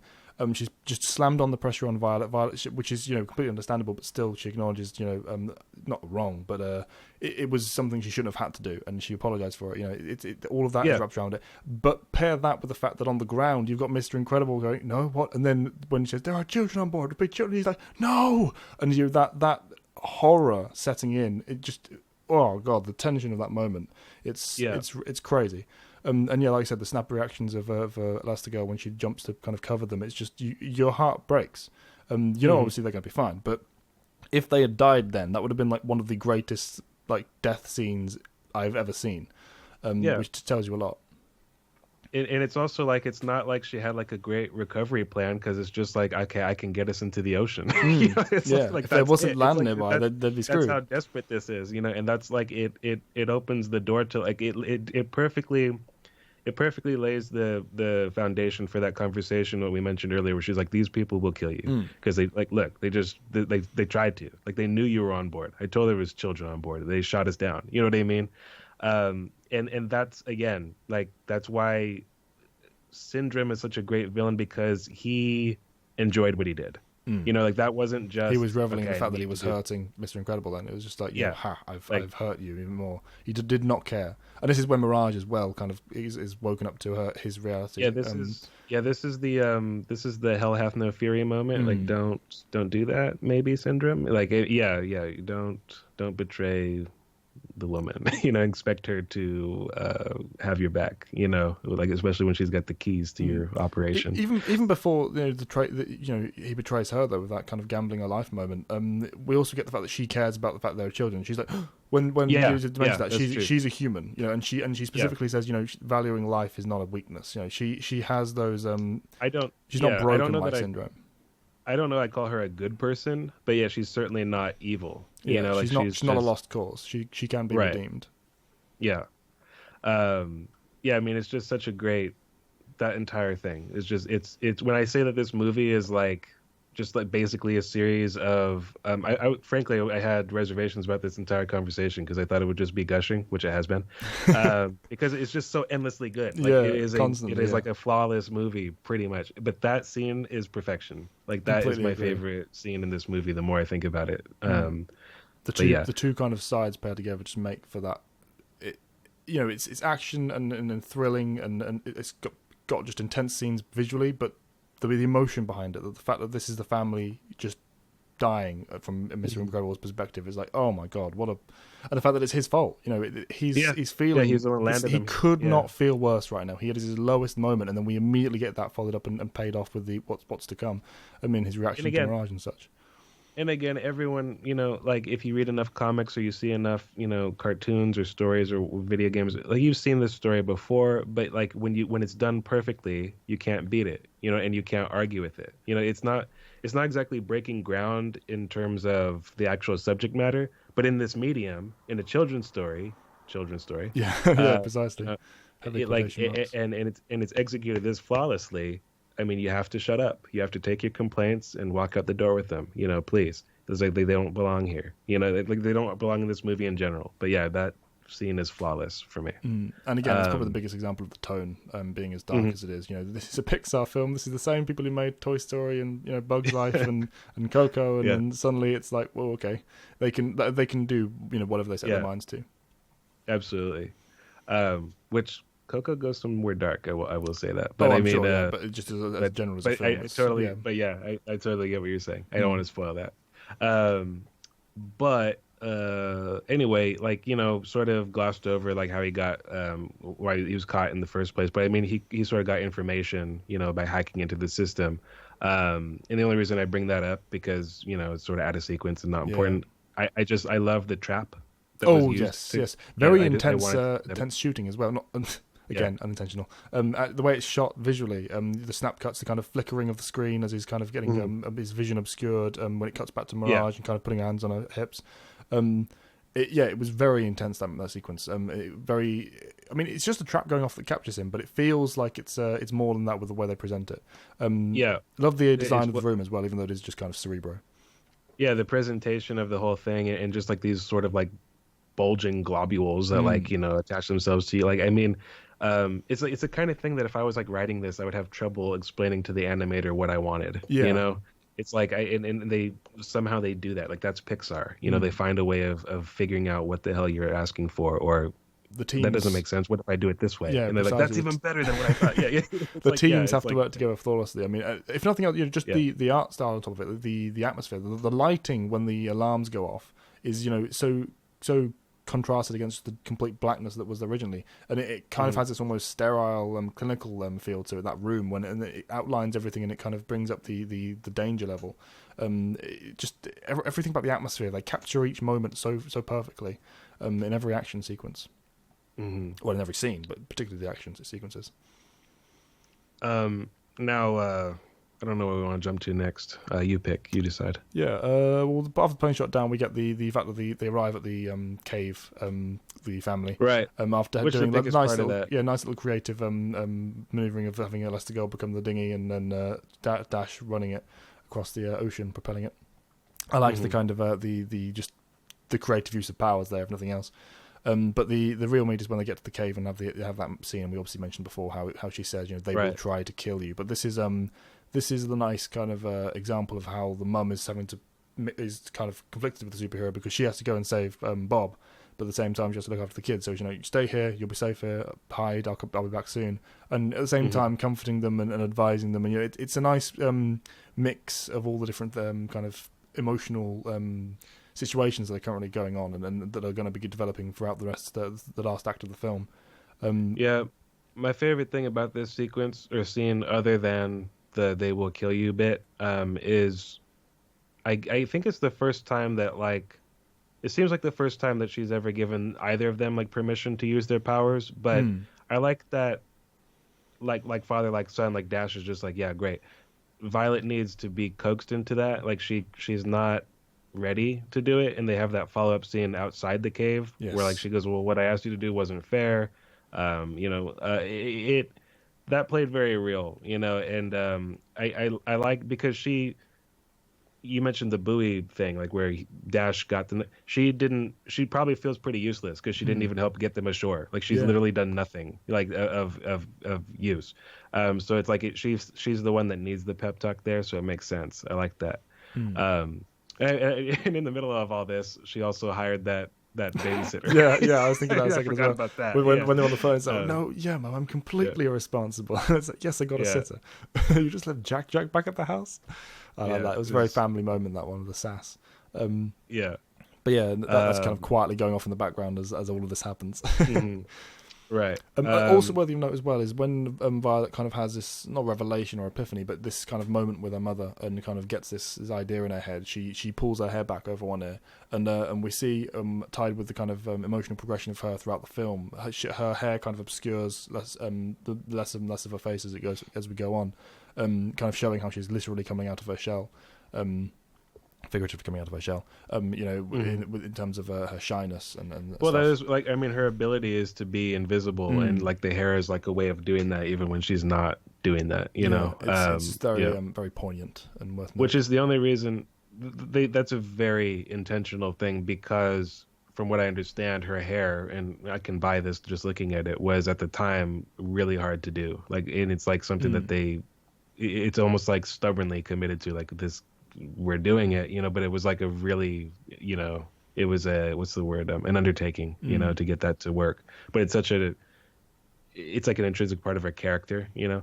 And actually the hair in general kind of, because like even Dash's hair looks like it's always permanently just swept back, you know. Yeah. Like, but yeah, that's, we could talk about Syndrome's hair in a minute here. It's if nothing else, the animation and the art of it is beautiful to see. They did a really good job with all of them. But I just wanted to make that it was noteworthy, basically, of the hair thing, because I like when they tie physical attributes to character traits. Yeah, we need to wrap this up soon, like, because like we're going on long.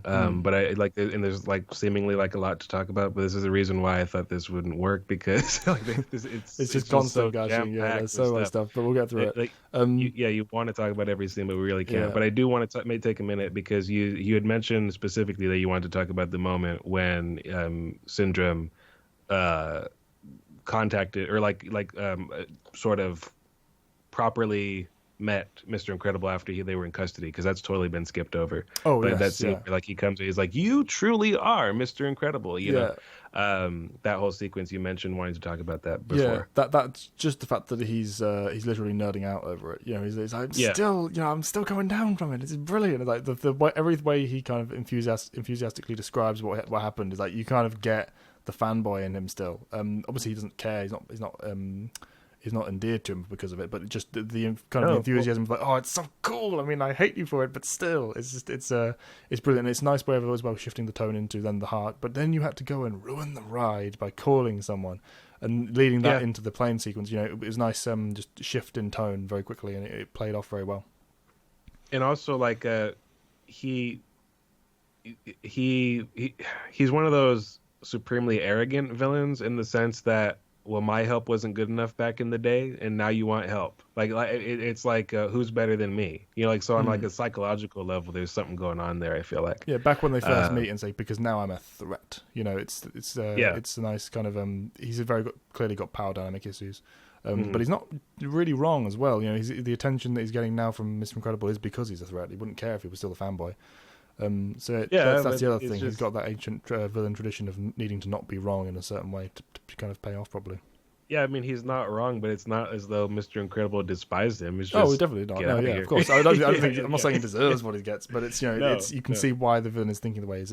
You have to understand their motives for the. This is why I said he only kind of created Syndrome. I mean, it's not his fault the way other villains have been. You know what I mean? It's like, it's just something that it's like just a quirk of having to put up with personalities, basically. Which, so like a big strong meathead like Bob isn't cut out to do, even on his best day. But yeah, I mean, jumping back, Elastigirl going through, like, we have to get through this. You know, like, there's a lot. You know, she's going through like the island. You know, trying to make her way to the husband. And you brought it up earlier. It was something you wanted to talk about. Just the creativity of it, the fact that she's using her powers in such a kind of creative way, getting trapped between each of the doors. It was, you can see that they sat down in kind of a room and thought, okay, how can we make this as interesting a sequence as possible? And they've really pulled out all the stops. You know, with the pressing yourself against the room, the wall to dodge the pod moving forward, the interaction of the different room corridors with each set of guards. Just it was just a fun sequence, as well as the fact of showing her competence as a hero, because she's getting the information on where Bob's being kept by judging the cell block power usage. Everything about it is great. There's only the only moment of incompetence from her throughout the entire movie is when she takes a moment to be like, my butt looks big. Yeah. What's going on. But I mean, I'll forgive it to her, because that is literally the only moment where she's like a little bit harebrained in the entire movie. Yeah, and it's also really believable as well. If you walk past the mirror and you're past your prime, back in your prime situation, it's just funny to me that, like, okay, you're more or less a shapeshifter. Just fix that, or don't, because I'll be like. But anyway, where we at? Like Dash, he doesn't set off the alarm. Like the alarm is set off. Like he's blamed for it. The bird kind of catches him. And very dynamic sequence again, action paced. You kind of see their powers kind of fully displayed here for obvious reasons. I like the fact the reaction of Dash when he's running on water. He's like. I was gonna say, like, if it wasn't for the emotional impact of the plane sequence, this would be my favorite action sequence, because this has every cliche in the book, but it's just rocketed up to like everything. It's so fun and perfectly done, and it's fast and dynamic, and there's just so much going on in like every frame of that. And I can't believe this is 14 years old. It looks, I mean, it's beautiful. The jungle, the kind of foliage as it's kind of whipping past his face. Yeah. It's brilliant. It's just animated. so busy, but it still looks great. And it's like in that moment you mentioned where he runs on water, like in another movie, it'd be like, what? I can run on water. He's just like, yeah, it's like brilliant. That's it. Like that's like perfect, great, excellent. That's him. That's what needs to be going on right now. Yeah. Like he didn't know he could do that. You could read it in the interaction. You don't need to explain to you. I love that. Not taking the audience for granted. Like that's again like why you grow into these movies, and they don't become like these things that you found were talking down to you. Just that Absolutely, kind of stuff. Yeah, I like Violet's stuff as well. With the competence of the guard is like, you can't hide from me. You're just getting a bit of sand and throwing it in the water. It's so basic, but so many films just wouldn't do that. And it adds that another bit of tension to it, because she's then got to escape this problem, and Dash coming to the rescue as well. I'll be interested to see how they handle her powers in the next one, because hers are sort of they're very useful, but they're a little one note. I'm expecting some evolution, because there's a lot you can do with that kind of field projection. She's the kind of character that somebody would like. They've had 14 years to do this movie, right? That they're gonna go, all right, how do we ramp her up and make her more fun in these fights? So it's like I'm looking forward to what that's going to be in the next one. Just think of all the things you can do with that field, turning other people invisible and stuff. She's got so much flexibility compared to. She needs to be more flexible. Oh, yeah, but compared to everyone else, who are a bit they can be creative, but they're all focused in their one note stuff. She's got a lot of. I don't doubt their ability or anything. I'm just wondering where they're going to go with it. That's like it'd be interesting to see. Yeah, the direction. Looking forward to that. Only one day. But we'll see. But anyway, so the family. The next big thing to talk about is that they pick up. Elastigirl gets Bob. Have that moment. I love the reaction when he realizes that she's alive.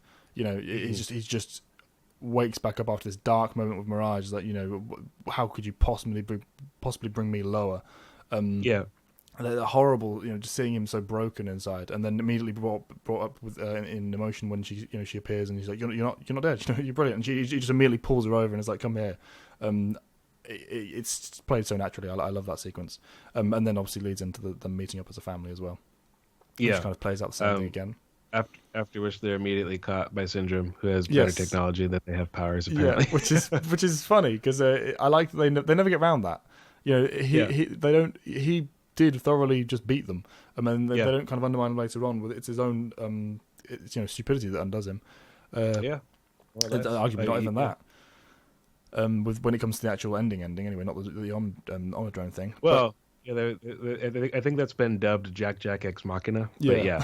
But yeah. It'd be interesting what they do with that in the next film as well. So the moment when they're going to go crazy when they kind of bring them together, his reaction is like, "Oh my god, you married Elastigirl?" And then "Anga busy." I did not remember that line. Like when I heard that, I was like, most memorable line. Yeah, that's the line. That's the Syndrome line. Yeah, they said that in the film. I was like, "Oh my god." Yeah, and pairs them together obviously, and it's the family. But it is rated PG for parental guidance suggested, so that's okay.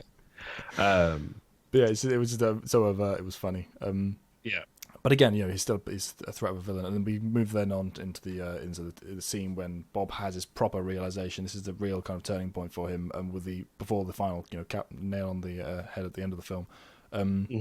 When he's saying, "I'm sorry, I've taken you for granted, and I've nearly missed the this great adventure, which is you," and all. And it's that touching kind of. This is where it gets it's very cheesy for one, but also gets very stereotypical, and then obviously it's broken up by the humor of Violet saying, "Well, I think we've all made some great progress, but it's probably time to wrap up."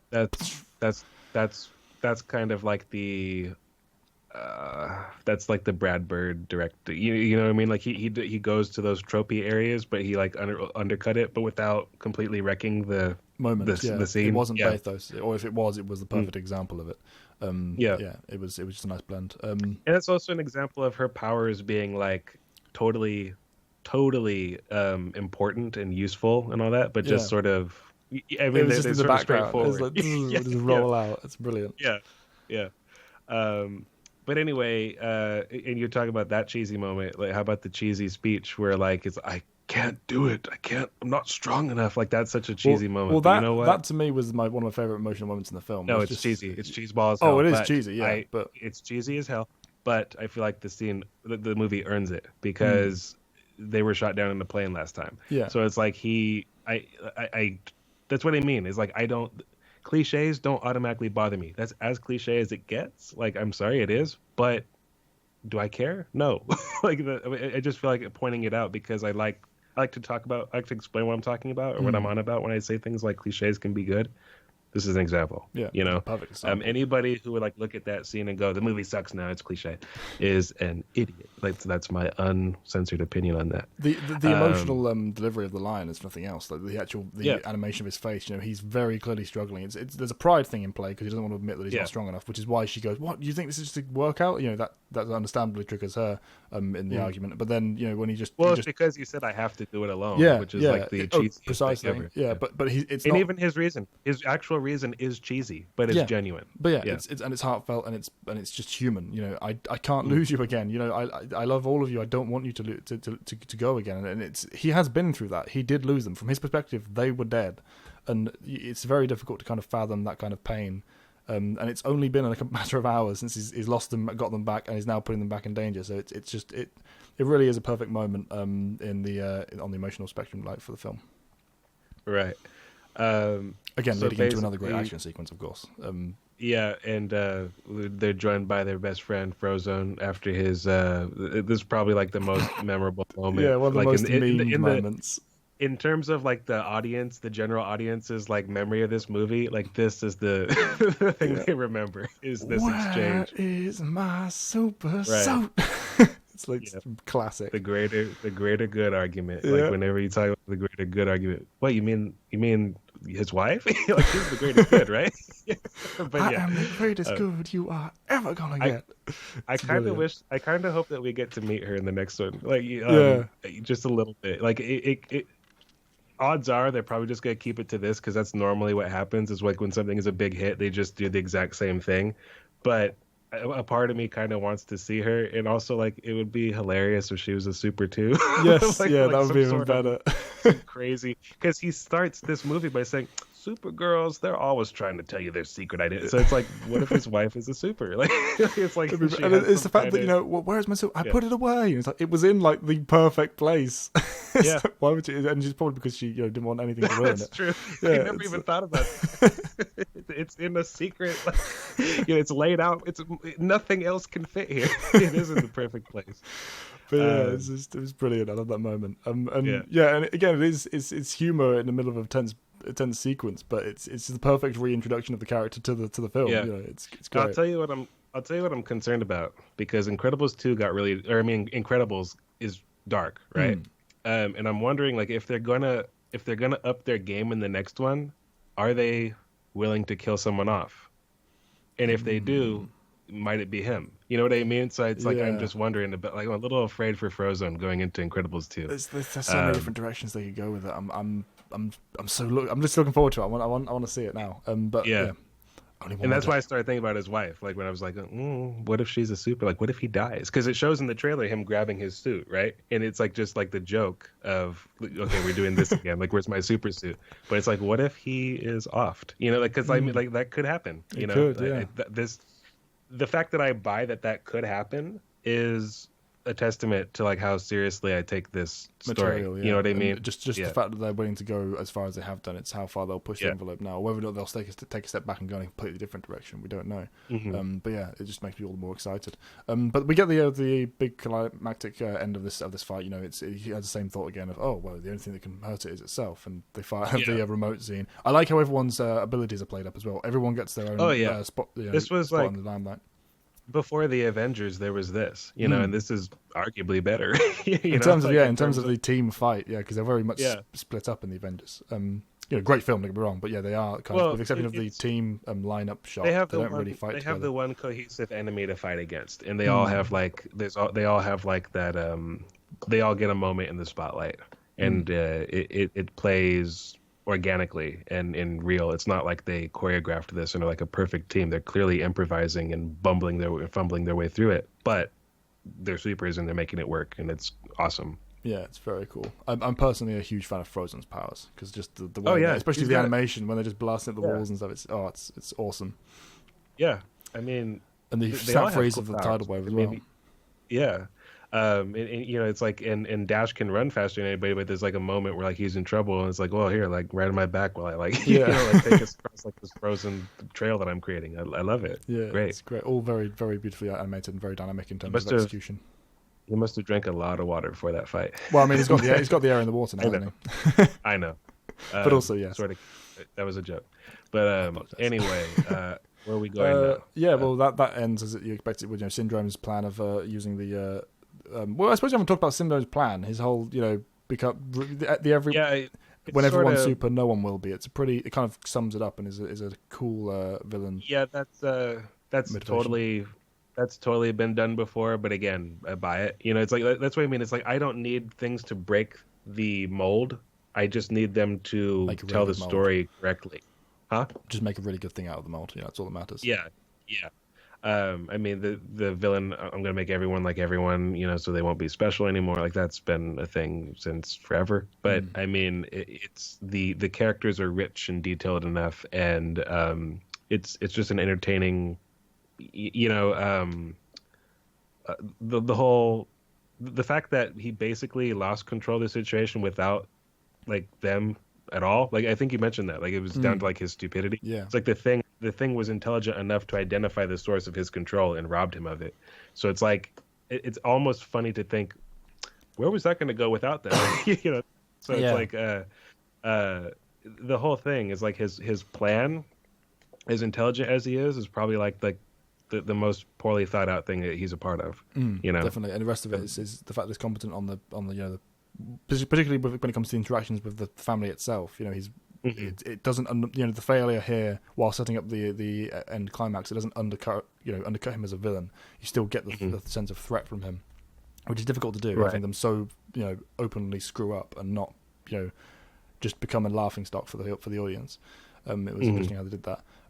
But yeah, we get with that whole plan falling flat and him going off and flying into the distance to try and find JackJack, we get the nice turn from what this kind of means politically, and it's a light mention in the book. I like that. Book in the car.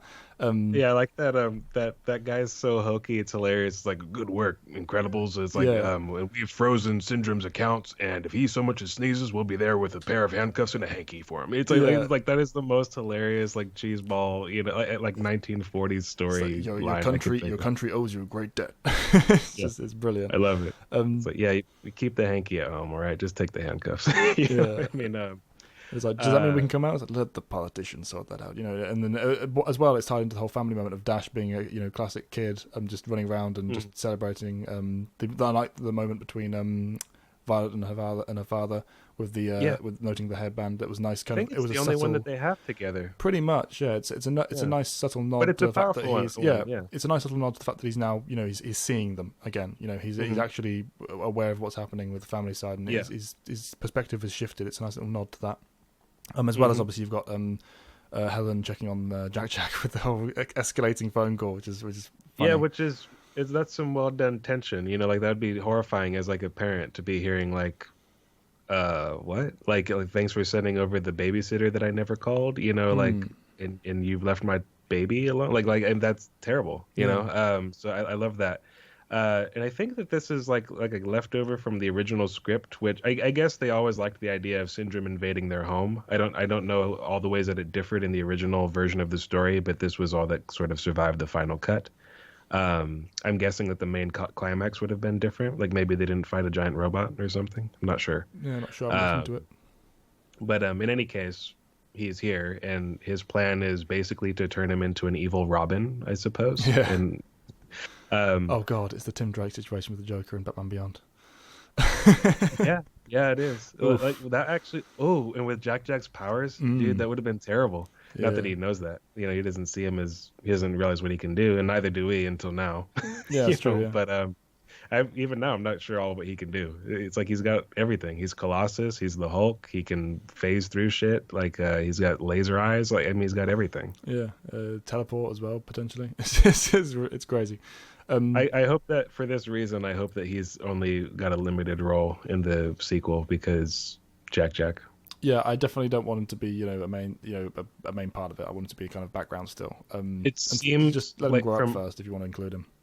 From promotional materials, it looks like he's there to be like tying up Bob, like and giving him a hassle because like he's gonna be watching him and like he's a handful. But I just hope that that's all he is, and because that's funny, that's legitimately funny, and I can be entertained by that. I just don't want him to save the day as JackJack. Yeah, it won't take up too much of the film, I hope. But I love the tension of this moment as well, because the actual scene itself is very like after the climax of the film, after the kind of celebratory moment, we then get this horrifying scene of, oh God, are they actually going to get away with them? And just the fact that even the way Syndrome just blasts the roof off with the flick of his wrist, that's a new kind of use of his glove power, which is very cool, and he just flies straight up. The horror of we can't let him get away. He should have just kept flying. He should have just kept flying. I just realized that. Like, why would you get into? He should have never gotten the plane. Even a plane is easier to track and shoot down. But yeah, so he gets up there. We get the circle closes on the no capes issue. No capes, like we now know, no capes. Yep. And but the fun thing though is like, so Bob threw the car at the plane, right?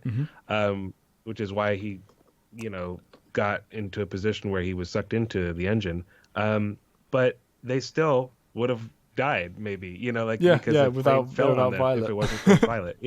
So I mean it just every step of the way that it's all of their powers are being integrated and used, and it's nice, and it's good balance as well, because they all get their own kind of fair dispersal of what they do. Dash had nothing to do here obviously, but he was so much more active earlier on, saving Violet, doing the boy running thing. So having Violet save the day with the Omnidrone drone slamming on her, and obviously this ending bit, it's a nice, they all got their little time to shine at different parts in the film.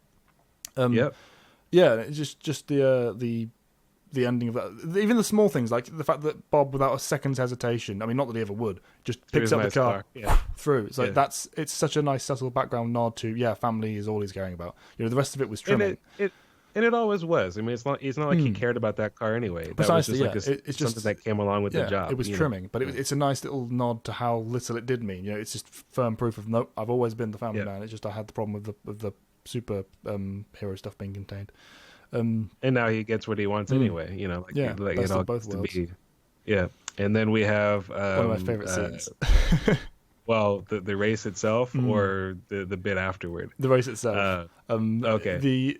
I mean, still doing it with the analytical mind on for this analysis. Having that race with them going, oh, no, don't give up, make it close. Yeah, my favorite bit is like the peanut gallery. Like, what are you guys talking about? Strong number 2. Like you want him to be. It's like, don't make it too easy. It's like that twist on the super competitive parents. It's just I love the back and forth when Dash's like, what? You want me to? Okay, I'll speed up. It's great. I actually think it's kind of funny to me though that he even gets anything out of that.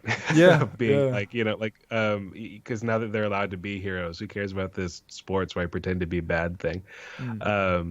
And Violet gets like her nice little resolution, which didn't need to be there, but I kind of don't feel one way or the other about it. But it's nice showing that she's grown in confidence. But then she makes a date for movies or something like that with the boyfriend, who I don't even think was given a name. It was. Was it Tony Ryder? That's what's coming to mind. When literally don't. From the book. Oh my God, you're saying book? Jesus Christ! From Table, the table scene. That was when he mentioned it, because Dash mocks us. Oh, okay, yeah, okay. But I totally don't remember what he said. But anyway, this is all, it all culminates with them walking back out to the car and celebrating, their victory out there on the track field. And then that is undermined by who? The Underminer. It's like that first line from him is like, it's like, I may be beneath you, but nothing is beneath me. It's just I wanted the sequel immediately. I wanted to get out of the cinema, walk into sequel. Of it. That's why it was like, I'm surprised. You know, I'm not one of those people that say, how dare they take this long for a sequel? Because if they thought we don't have a good enough story, we're waiting. Like if they were working on technology to be able to, you know, animate something that they thought was too experimental back then, whatever. Like I trust them. I don't think it's the kind of thing that you would pump out as like a desperation maneuver. Like you don't make an Incredibles 2 and sink money into it and time and resources and energy unless you want to make it. I don't think, you know, that would have been something I would have once said of Pixar in general. Not anymore, but I would think that about Brad Bird's creations at the moment. But yeah, I mean that they seemed, where I was going with that was that they seemed ready-made for like if you're gonna franchise one of these things. Precisely, in a world where we have Cars 3. The fact that we had to wait 14 years for Incredibles 2 is, quite frankly, incredible. It's just, and neither of us have even seen Cars 1. I know, but we've not seen any of them. Just so clearly, just so clearly not on the same level of any of their other Pixar stuff, as far as I can tell. Maybe our minds will be blown when we watch them eventually. I doubt it. Yeah, blown in a bad way. I've heard terrible things about too. Oh yeah, for sure. But yeah, I mean, you know, Monsters Inc. got a sequel before this for some reason, and I love the first Monsters Inc. and I haven't seen Monsters University, so maybe I'm wrong, but that just seemed like it was a self-contained story. It didn't need a sequel or a prequel even. Or a prequel. For sure. Yeah. Same with Finding Dory. I get Toy Story's fine. Yeah, because Toy Story, they did stuff with it, and in fact, well, I'm not going to say it, but I really like 2 and 3. One day I'll reveal the order in which I prefer the you know, my preferences for all these movies. We're going to end up doing a top 20 of the current 20 Pixar films. That's our next intention of well, not immediately, but as once we get everything together and start going through these in order, we're going to be giving you what our thoughts on everything and how it ranks. Right. And Finding Dory, that was in the same vein as Monsters, which I have seen. I have seen Finding Dory, and it's a fine film, but it ain't one of the greatest Pixar movies. It never could have been, I don't think. It was a weird choice for a sequel. It was such a, again, self-contained story. But with The Incredibles, you know, in terms of the setting and how it's set up, it was precisely, it was ready-made. And they could have done, I mean, they could be on like film 4 by this point if they wanted to. As long as they were, you know, keeping up the quality, I'm happy for that. And we'll see where it goes. I'm looking forward to tomorrow when we get to see the second one, 14 years later. Yeah.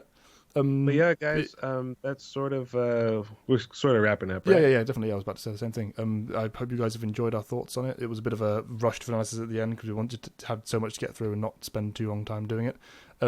Full disclosure. I didn't almost want to do this because I thought it would just be one note because we love the movie so much. It is like a perfect movie. You know what I mean? It's like I can't. I've never met anyone who doesn't like this, and if you do not like it, I don't want to talk to you. Like, let us know. Let us know what you don't like about it, though. If you aren't a fan, I don't think I've ever met anyone either, because it's fun for all the family. You know, you don't have to be a superhero fan to appreciate the kind of drama that's happening here.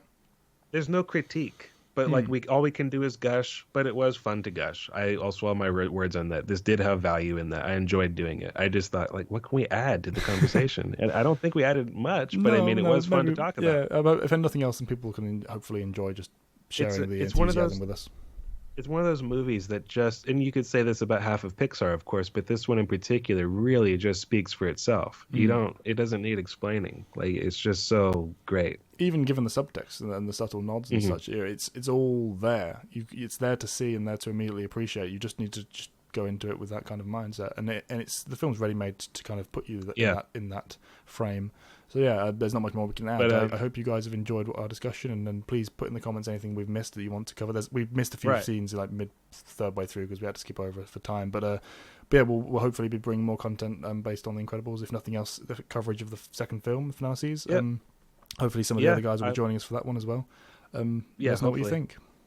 But yeah, I've been in particular like on a bit of a Pixar binge and rewatching and watching ones I missed for the first time, and I can't wait to discuss Incredibles 2 later this week. And it is going to be a thing on the channel where we go back and talk about every single one of these pictures. And so keep your eyes open for that. There will be format changes to some of these discussions. They're not all going to be discussions. I have ideas for where we're going to take that in the near future. But yeah, thanks so much for joining us, guys. I hope you enjoyed. Yeah, likewise. Let us know what you think in the comment section below. I'm Reti4, and I still don't have an outro. GreyJedi 91, or Matt, in case this finds somebody who doesn't know who we are one day. And I will see you guys later. Goodbye. Goodbye.